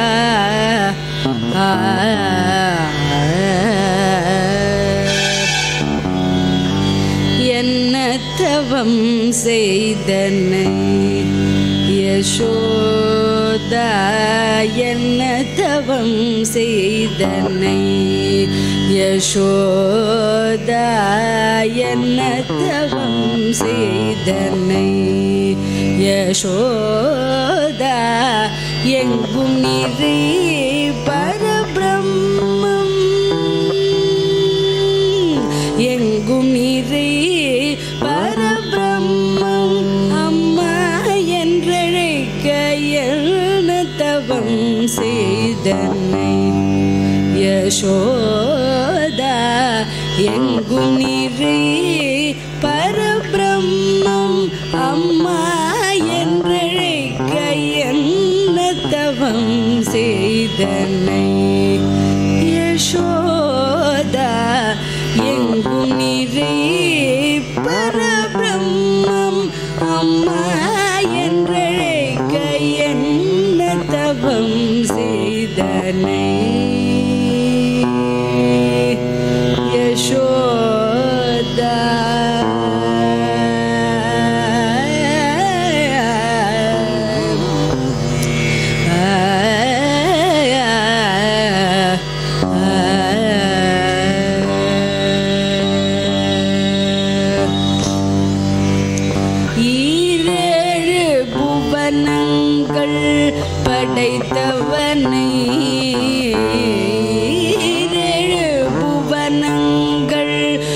படைத்தவனை ஏழு புவனங்கள் படைத்தவனை ஏழு புவனங்கள் படைத்தவனை கையிலேந்தி சீராட்டி தாலூட்டி தாலாட்ட கையிலேந்தி சீராட்டி பாலூட்டி தாலாட்ட என்ன தவம் செய்தனை கையிலேந்தி சீராட்டி பாலூட்டி தாலாட்ட என்ன தவம் செய்தனை யசோதா எங்கும் நிறை பரபிரம்மம் அம்மா என்றழைக்க என்ன தவம் செய்தனை யசோதா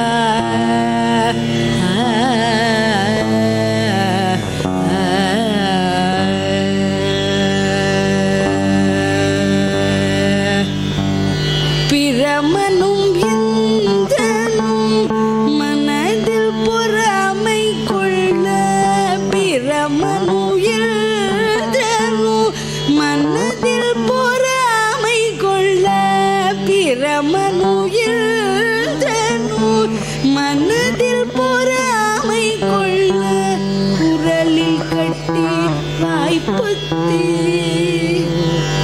கண்ணனை உரலில் கட்டி வாய்ப்புத்தி கெஞ்ச வைத்தாய் கண்ணனை உரலில் கட்டி வாய்ப்புத்தி கெஞ்ச வைத்தாய் கண்ணனை உரலில் கட்டி வாய்ப்புத்தி கெஞ்ச வைத்தாய் தாயே என்ன தவம் செய்தனை யசோதா எங்கும் நிறை பரபிரம்மம் அம்மா என்றழைக்க என்ன தவம் செய்தனை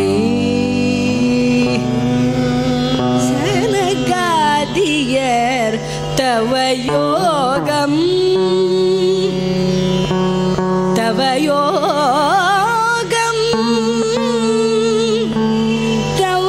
தவயோகம் செய்து சனகாதியர் தவயோகம் செய்து சனகாதியர் தவயோகம் செய்து வருந்தி சாதித்ததே புனித மதே எளிதில் பெற என்ன தவம் செய்தனை சனகாதியர் தவயோகம் செய்து வருந்தி சாதித்ததே புனித மதே எளிதில் பெற என்ன தவம் செய்தனை யசோதா எங்கும் நிறை பரபிரம்மம் அம்மா என்றழைக்க என்ன தவம் செய்தனை என்ன தவம் செய்தனை என்ன தவம் செய்தனை யசோதா யசோதா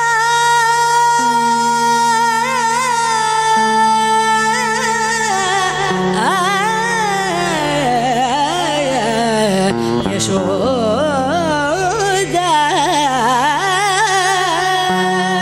யசோதா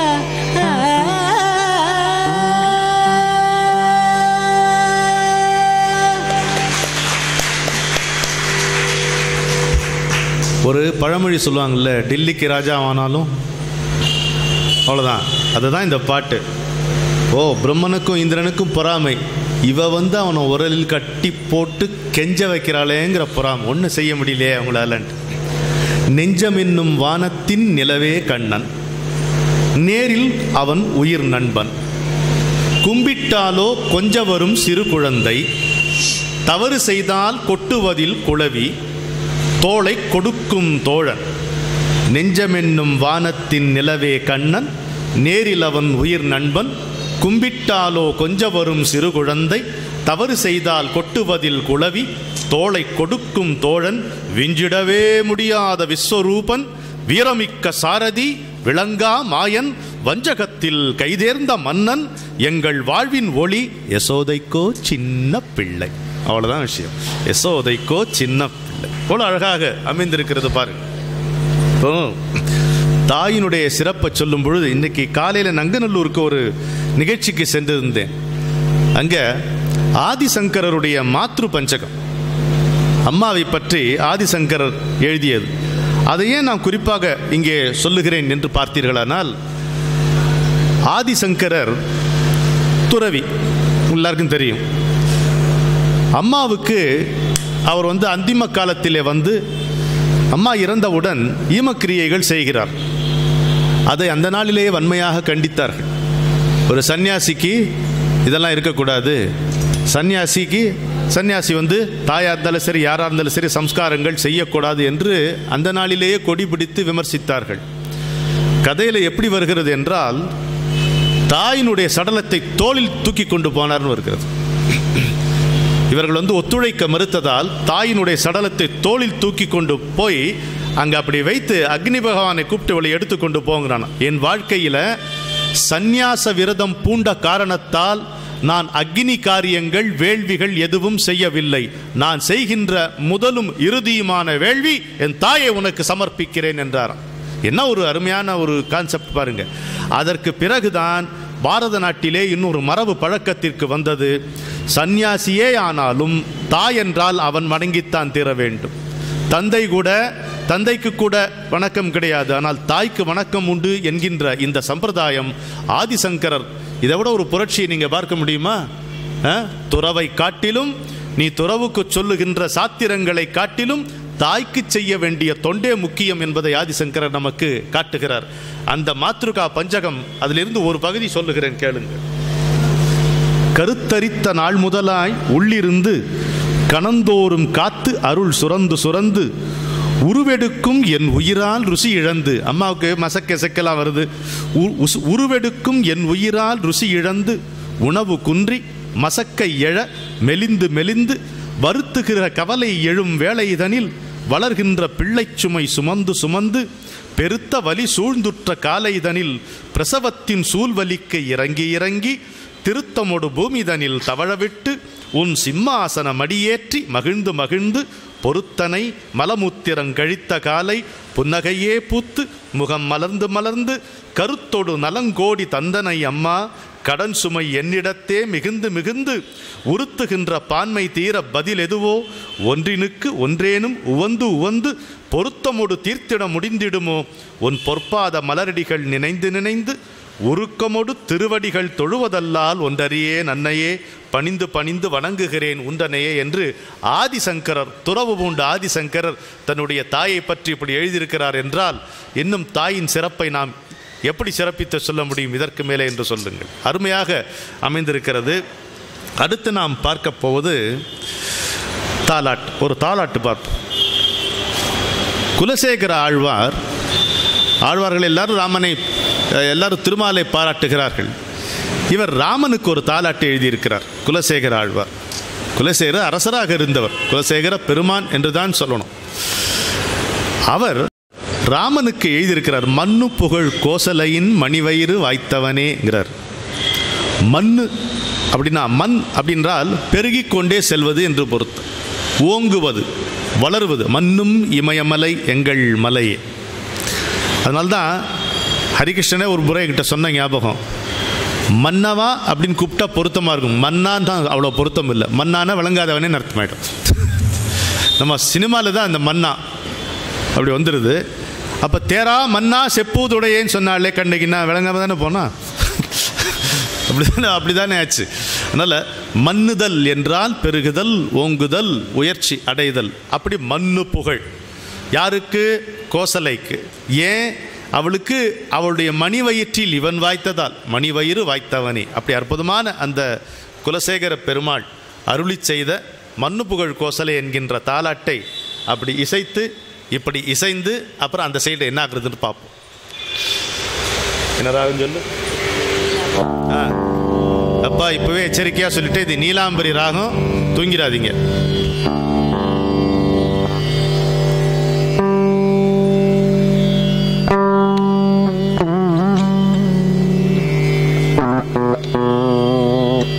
எட்டேகால்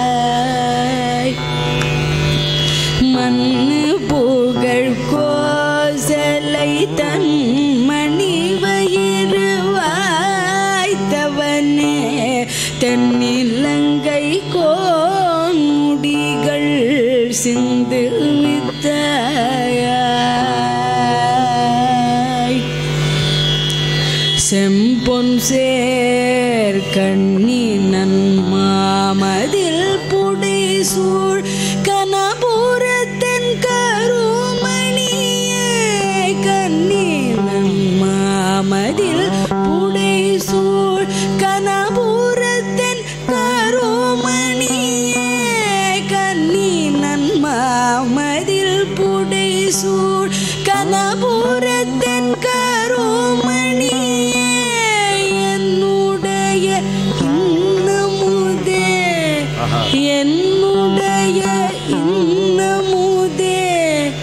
என்னுடைய இன்னமுதே இராகவனே தாலே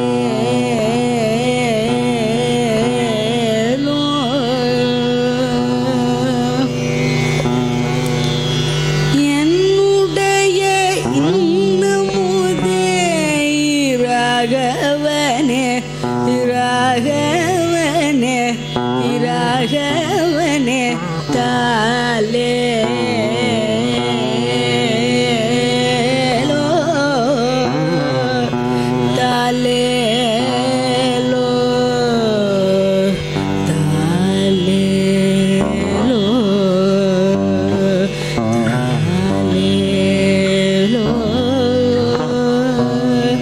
தாலேலோ.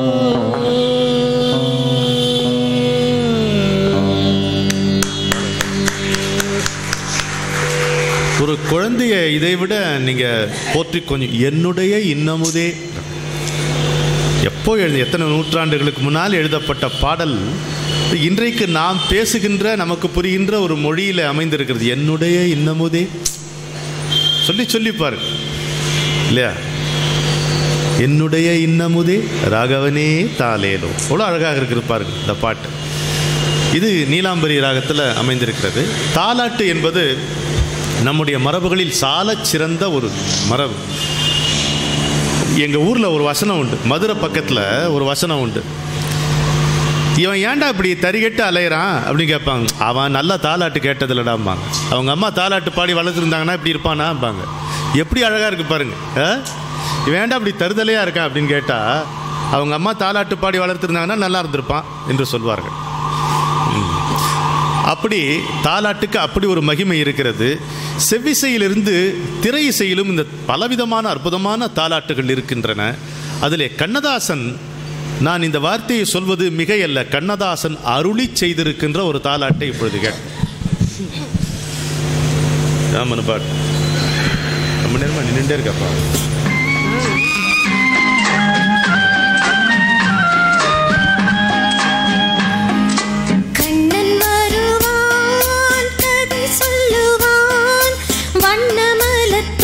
கட்டி தாலாட்டுவான், குழலிடுப்பான், பாட்டிசைப்பான், வலம்புரி சங்கெடுத்து பாலூட்டுவான், வலம்புரி சங்கெடுத்து பாலூட்டுவான்.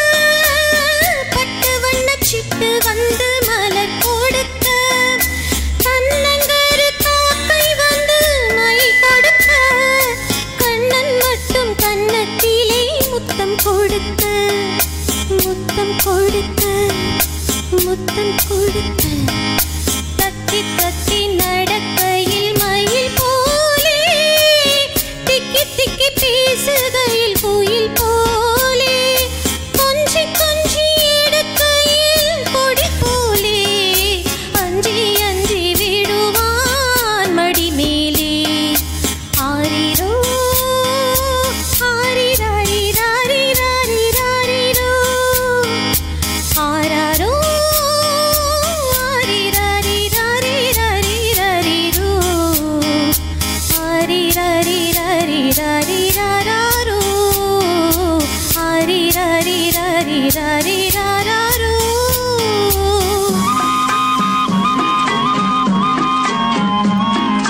கண்ணன் வருவான், கதை சொல்லுவான், வண்ணமலர் தொட்டில் கட்டி தாலாட்டுவான், குழல் எடுப்பான், பாட்டிசைப்பான், வலம்புரி சங்கெடுத்து பாலூட்டுவான், வலம்புரி சங்கெடுத்து பாலூட்டுவான்.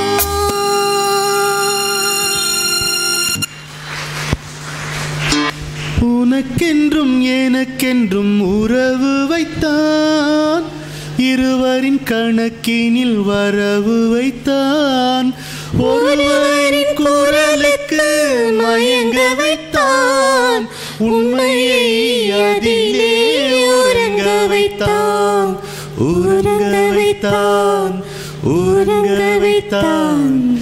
அல்லல்ல, ரொம்ப நல்ல பாட்டு இது. கண்ணதாசனுடைய அருமையான இந்த உனக்கென்றும் எனக்கென்றும் உறவு வைத்தான், இருவரும் கணக்கிலும் வரவு வைத்தான், ஒருவரின் குரலுக்கு மயங்க வைத்தான், உண்மையை அதிலே உறங்க வைத்தான். என்ன கச்சிதமான வார்த்தைகளில் இந்த தாலாட்டை அவர் படம் பிடித்து காட்டிருக்கிறார் பாருங்க. இப்போ இதை இதில் திரை இசையில் நீங்கள் ஒரு தாலாட்டு கேட்டிருப்பீங்களே, ஏன் பிறந்தாய் மகனே ஏன் பிறந்தாயோன்ட்டு. பிள்ளை பிறந்து சந்தோஷம்தான், ஆனால் இந்த ஏழை கிட்ட போய் பிறந்துட்டேன்ட்டு. இல்லையொரு பிள்ளை என்று ஏங்குவோர் பலர் இருக்க இங்கு வந்து ஏன் பிறந்தாய் செல்ல மகனேன்னு. கிட்டத்தட்ட இதே மாதிரி ஒரு பாடல் செவ்விசையில் இருக்கு. அது பாடும்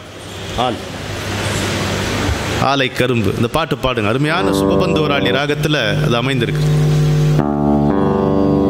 நீ உட்காரலாம்.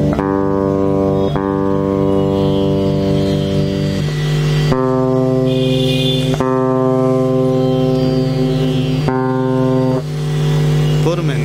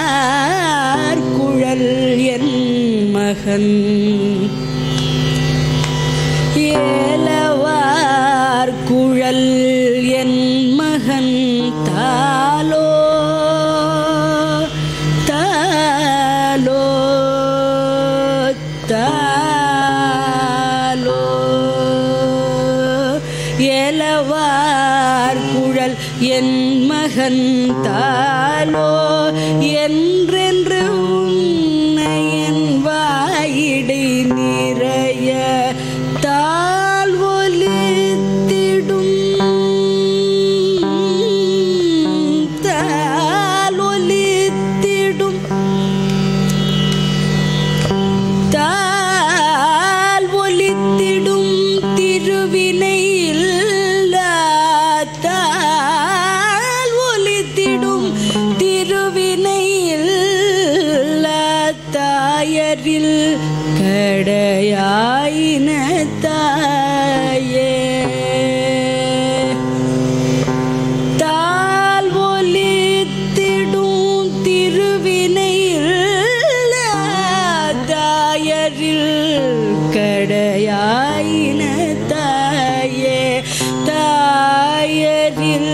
கடையாயின தாயே தாயரில் கடையாயின தாயே தாயே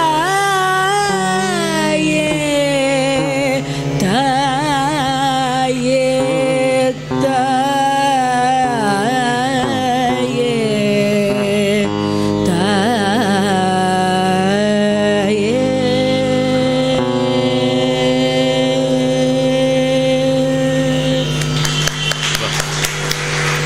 எவ்வளவு உருக்கமாக இருக்குதுப்பா, மனசு உருக்குகிறது. இந்த பாடல் நீங்கள் சரியாக விளங்கி கொள்ள வேண்டும் என்றால் நம்ம கண்ணதாசன் தான் போகும். ஒரு பெண் குழந்தை, அந்த குழந்தையை பெற்றவள் அந்த சிறு வயதிலேயே மரணம் எய்தி விடுகிறாள் அந்த தாய். இந்த குழந்தை பிச்சை எடுத்துத்தான் உயிர் வாழ வேண்டிய நிலையில் இருக்கிறது. இதுதான் கண்ணதாசனுக்கு சொல்லப்பட்ட செய்தி. தாய் தந்த பிச்சையிலே பிறந்தேன் அம்மா, இன்று நீ தந்த பிச்சையிலே வளர்ந்தேன் அம்மா, ஏன் இந்த வாழ்க்கை என்று அறியேன் அம்மா, இது இறைவனுக்கு ஓய்வு நேர விளையாட்டம்மா. யாராவது பல்லவி இப்படி போட முடியுமா? ஒரு சிச்சுவேஷன் சொன்ன உடனே, பெற்றவள் உடல் சலித்தாள், பேதை நான் கால் சலித்தேன், படைத்தவன் கை சலித்து ஓய்ந்தான் அம்மா. என்ன 3 சேர்க்கிறார் பாருங்க. பெற்றவள் உடல் சலித்தாள், பேதை நான் கால் சலித்தேன், படைத்தவன் கை சலித்து ஓய்ந்தானம்மா, மீண்டும் பாவி ஒரு தாய் வயிற்றில் பிறவேனம்மா அப்படின்ட்டு அவ்வளோ துன்பமயமான ஒரு பாட்டை எவ்வளவு சரளமாக கண்ணதாசன் எழுதியிருக்கிறார். அது கேவி மகாதேவனுடைய இசையமைப்பிலே பி. சுசீலா அவர்களுடைய குரலிலே அற்புதமாக வெளிவந்தது. பவனா பாட கேட்போம். சரஸ்வதி சபதம். சரஸ்வதி சபதம் என்கின்ற திரைப்படத்தில்.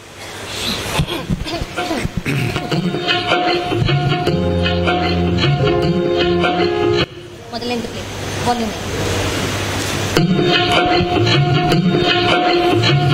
தாய் தந்த பிச்சையிலே பிறந்தேன் அம்மா, இங்கு நீ தந்த பிச்சையிலே வளர்ந்தேன் அம்மா. தாய் தந்த பிச்சையிலே பிறந்தேன் அம்மா, இங்கு நீ தந்த பிச்சையிலே வளர்ந்தேன் அம்மா.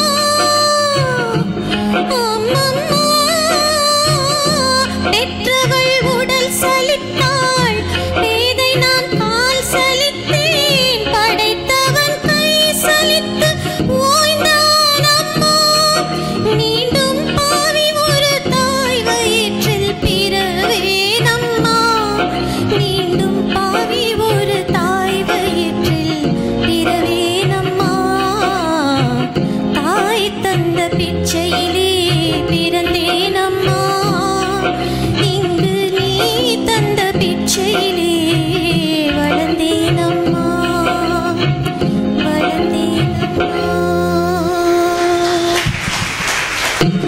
இந்த கரகோஷம் கண்ணதாசனுக்கு போய் சேருகிறது இல்லவா? ரொம்ப உருக்கமான ஒரு பாடலாக போச்சு. இப்போ நல்ல தாலாட்டு என்பது செவ்விசையிலும் உண்டு, திரை இசையிலும் உண்டு. நம்முடைய வாழுங்காலத்திலே நம்மோடு வாழ்கின்ற கவிஞர்களிடத்திலும்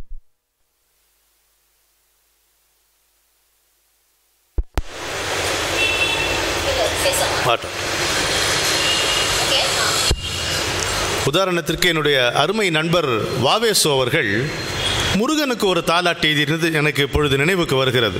அதில் சொல்லுவார் அது இல்லை, முதல்ல கீர்த்தனா பாடும்போது தாலோ தாலோ என்று வந்தது அந்த பாசுரம். தாலோ தான் பிறகு தாலேலோ ஆயிற்று. ஆரோ தான் யாரோவாய், யாரோ தான் ஆரோவாய், அப்புறம் ஆரிராரோ ஆச்சு.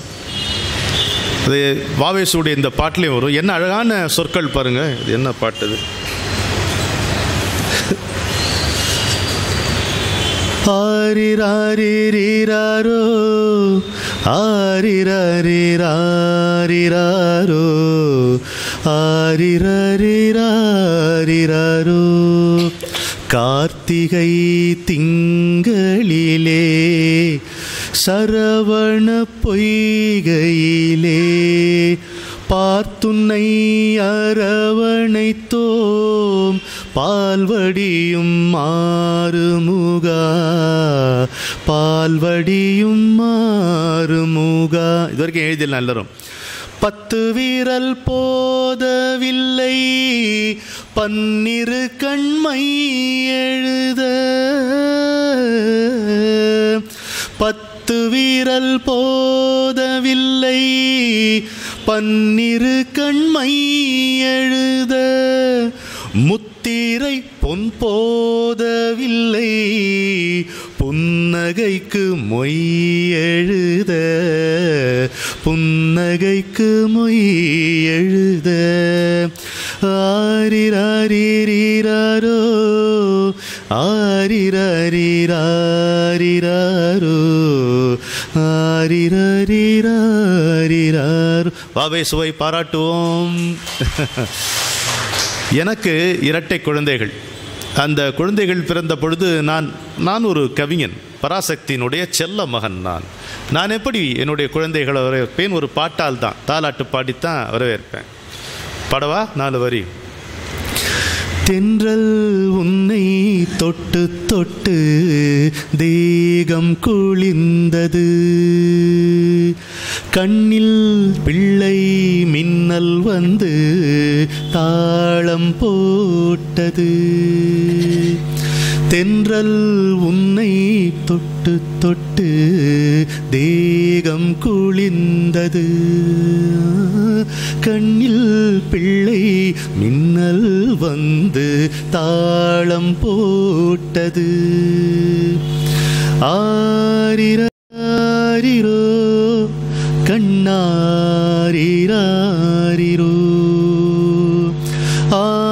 ஆரிராரிரோ கண்ணாரிராரிரோ. நெஞ்சம் உன்னை பார்த்து பார்த்து நினைவழிந்தது,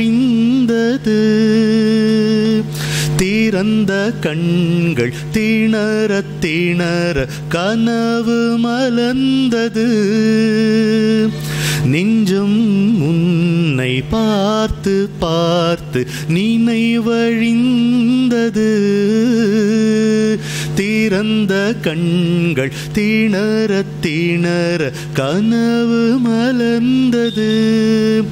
கொஞ்சம் நேரம்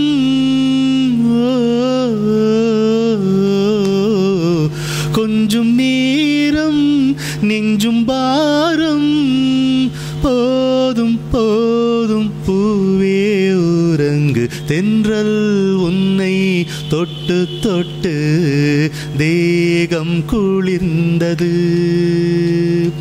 கண்ணில் பிள்ளை மின்னல் வந்து தாளம் போட்டது. ஆரிராரிரோ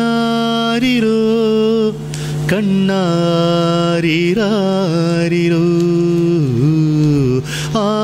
ஆரிராரிரோ கண்ணாரிராரிரோ.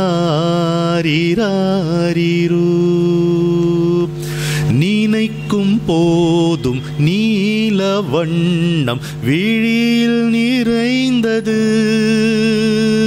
நீண்ட கானம் நெருங்கும் போது நிழலும் நனைந்தது. நினைக்கும் போதும் நீல வண்ணம் விழியில் நிறைந்தது, நீண்ட கானம் நெருங்கும் போது நிழலும் நனைந்தது கொஞ்சும் போது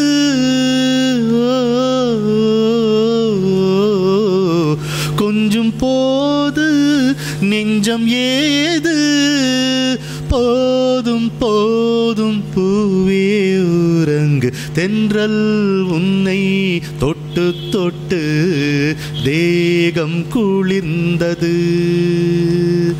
கண்ணில் பிள்ளை மின்னல் வந்து தாளம் போட்டது ஆரிராரிரோ கண்ணாரிராரிரோ ஆரிராரிரோ கண்ணாரிராரிரோ கண்ணாரிராரிரோ. மக்களே, இது தந்தை பாடிய தாலாட்டு. இந்த தந்தை தாலாட்டு பாடியதற்கு காரணம், இந்த தந்தை குழந்தையாக இருக்கும் பொழுது தாயினுடைய தாலாட்டு கேட்டதனால். தாலாட்டு கேட்காமல் தாலாட்டு பாட முடியாது. தாலாட்டு கேட்காமல் ஒருவன் தரமுள்ள மனிதனாக உருவாக முடியாது. கண்ணதாசன் இதை எப்படி சித்தரிக்கிறார் என்பதை காட்டி இந்த நிகழ்ச்சியை நிறைவு செய்து கொள்வோம்.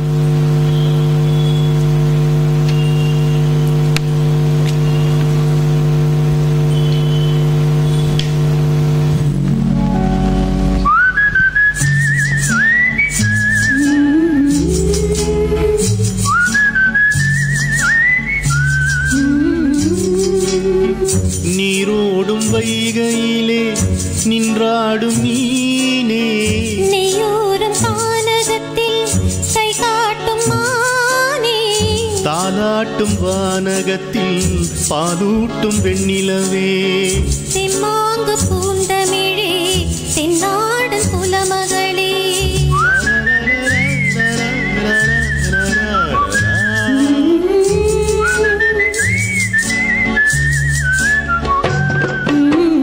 நீரோடும் வைகையிலே நின்றாடும் மீனே, நெய்யோரும் கானகத்தில் கை காட்டும் மானே, தாலாட்டும் வானகத்தில் பாலூட்டும் வெண்ணிலவே, தெம்மாங்கு பூந்தமிழே தென்னாடன் குலமகளே.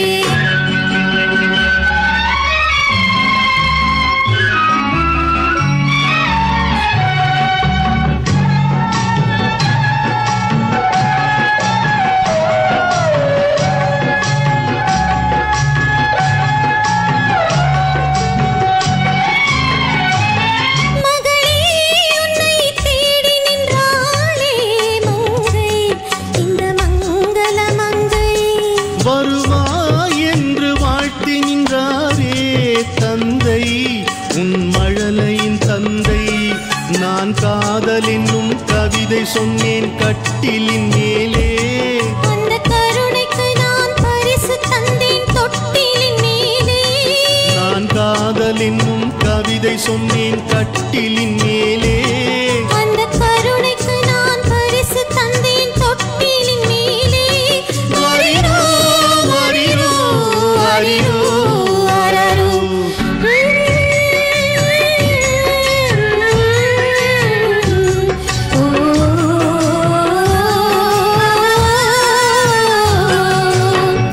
நீரோடும் வைகையிலே நின்றாடும் மீனே, நெய்யோரும் தானகத்தில் கை காட்டும் மானே, தாலாட்டும் வானகத்தில் பாலூட்டும் வெண்ணிலவே, தெம்மாங்கு பூந்தமிழே தென்னாடன் குலமகளே.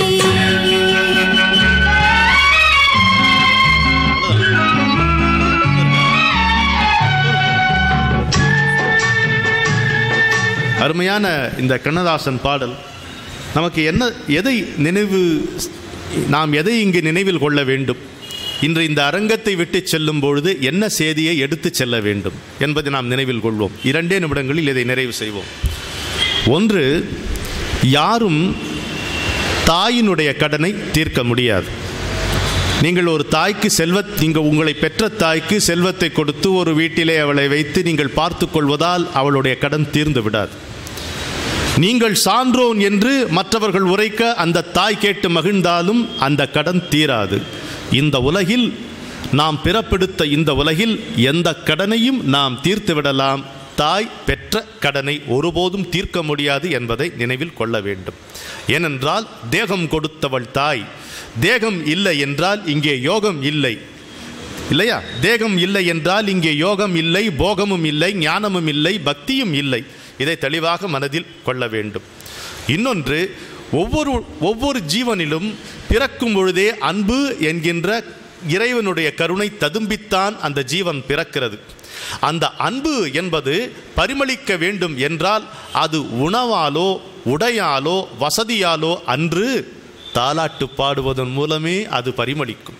ஒரு தாயாக இருந்து அந்த பாசத்தையும் எந்த விதமான எதிர்பார்ப்பும் இல்லாமல் பிரதி உபகாரம் கருதாமல் தியாகமே தன்னுடைய இயல்பாக தாய் வெளிப்படுத்துகின்ற அந்த அன்பை பாடலாக ஆக்கி அந்த குழந்தையினுடைய நெஞ்சிலே அதை தேக்கினால் அந்த நெஞ்சிலே ஏற்கனவே துளிர்விட்டு கொண்டிருக்கின்ற அந்த அன்பு என்பது கொடியாக வந்து சொர்க்கம் வரை சென்று மலர்களாக பொழியும், கனிகளாக குலுங்கும்.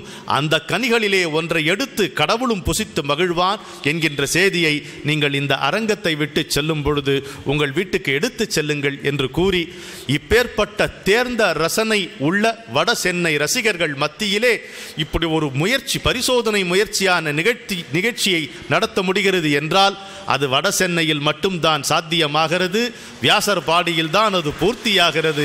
அதற்காக நம்முடைய குருமூர்த்தி ஐயாவுக்கும் இதுகாரும் செவிமடுத்த உங்கள் அனைவருக்கும் நன்றி கூறுகிறோம்.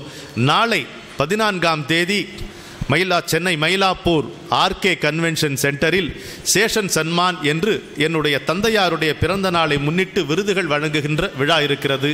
அதற்கு நீங்கள் வரலாம். 16ஆம் தேதி பாரதிய வித்யா பவனில் உறவே உயிரே என்ற தலைப்பில் பேசுகிறேன். அதற்கும் நீங்கள் வர வேண்டும். 17ஆம் தேதியும் 18ஆம் தேதியும் பெசன்ட் நகர் ரத்னகிரீஸ்வரர் கோயிலில் ஒரு நாள் மாலை திருவண்ணாமலையை பற்றியும் மறுநாள் மாலை காசியை பற்றியும் பேச இருக்கிறேன். அதற்கும் நீங்கள் வர வேண்டும். 23ஆம் தேதி மீண்டும் பாரதிய வித்யா பவனில் அதிசய ராகம் ஆனந்த ராகம் என்கின்ற ஒரு அற்புதமான நிகழ்ச்சியை பரத்வாஜோடும் புவனாவோடும் சேர்ந்து நடத்துகின்றேன். அதற்கும் நீங்கள் வர வேண்டும். 24ஆம் தேதி பெசன்ட் நகர் ரத்னகிரீஸ்வரர் ஆலயத்தில் மாலை பொழுதில் திருக்கயிலையை பற்றி பேச இருக்கிறேன். அதற்கும் நீங்கள் வர வேண்டும். வட சென்னை தென் சென்னைக்கு வந்தால்தான் தென் சென்னையினுடைய ரசனை இன்னும் கூடும் என்பது என்னுடைய திடமான நம்பிக்கை. அதிலே ஒரு பரிமளிப்பு நேரும் என்பது என்னுடைய அவா, அது நேர வேண்டும் என்பது என்னுடைய அவா. மீண்டும் அனைவரையும் சந்திக்கும் வரை அனைவரின் சார்பிலும் உங்களுக்கு வணக்கம் கூறி விடைபெறுகிறேன். உங்கள் நண்பன் ரமணன்.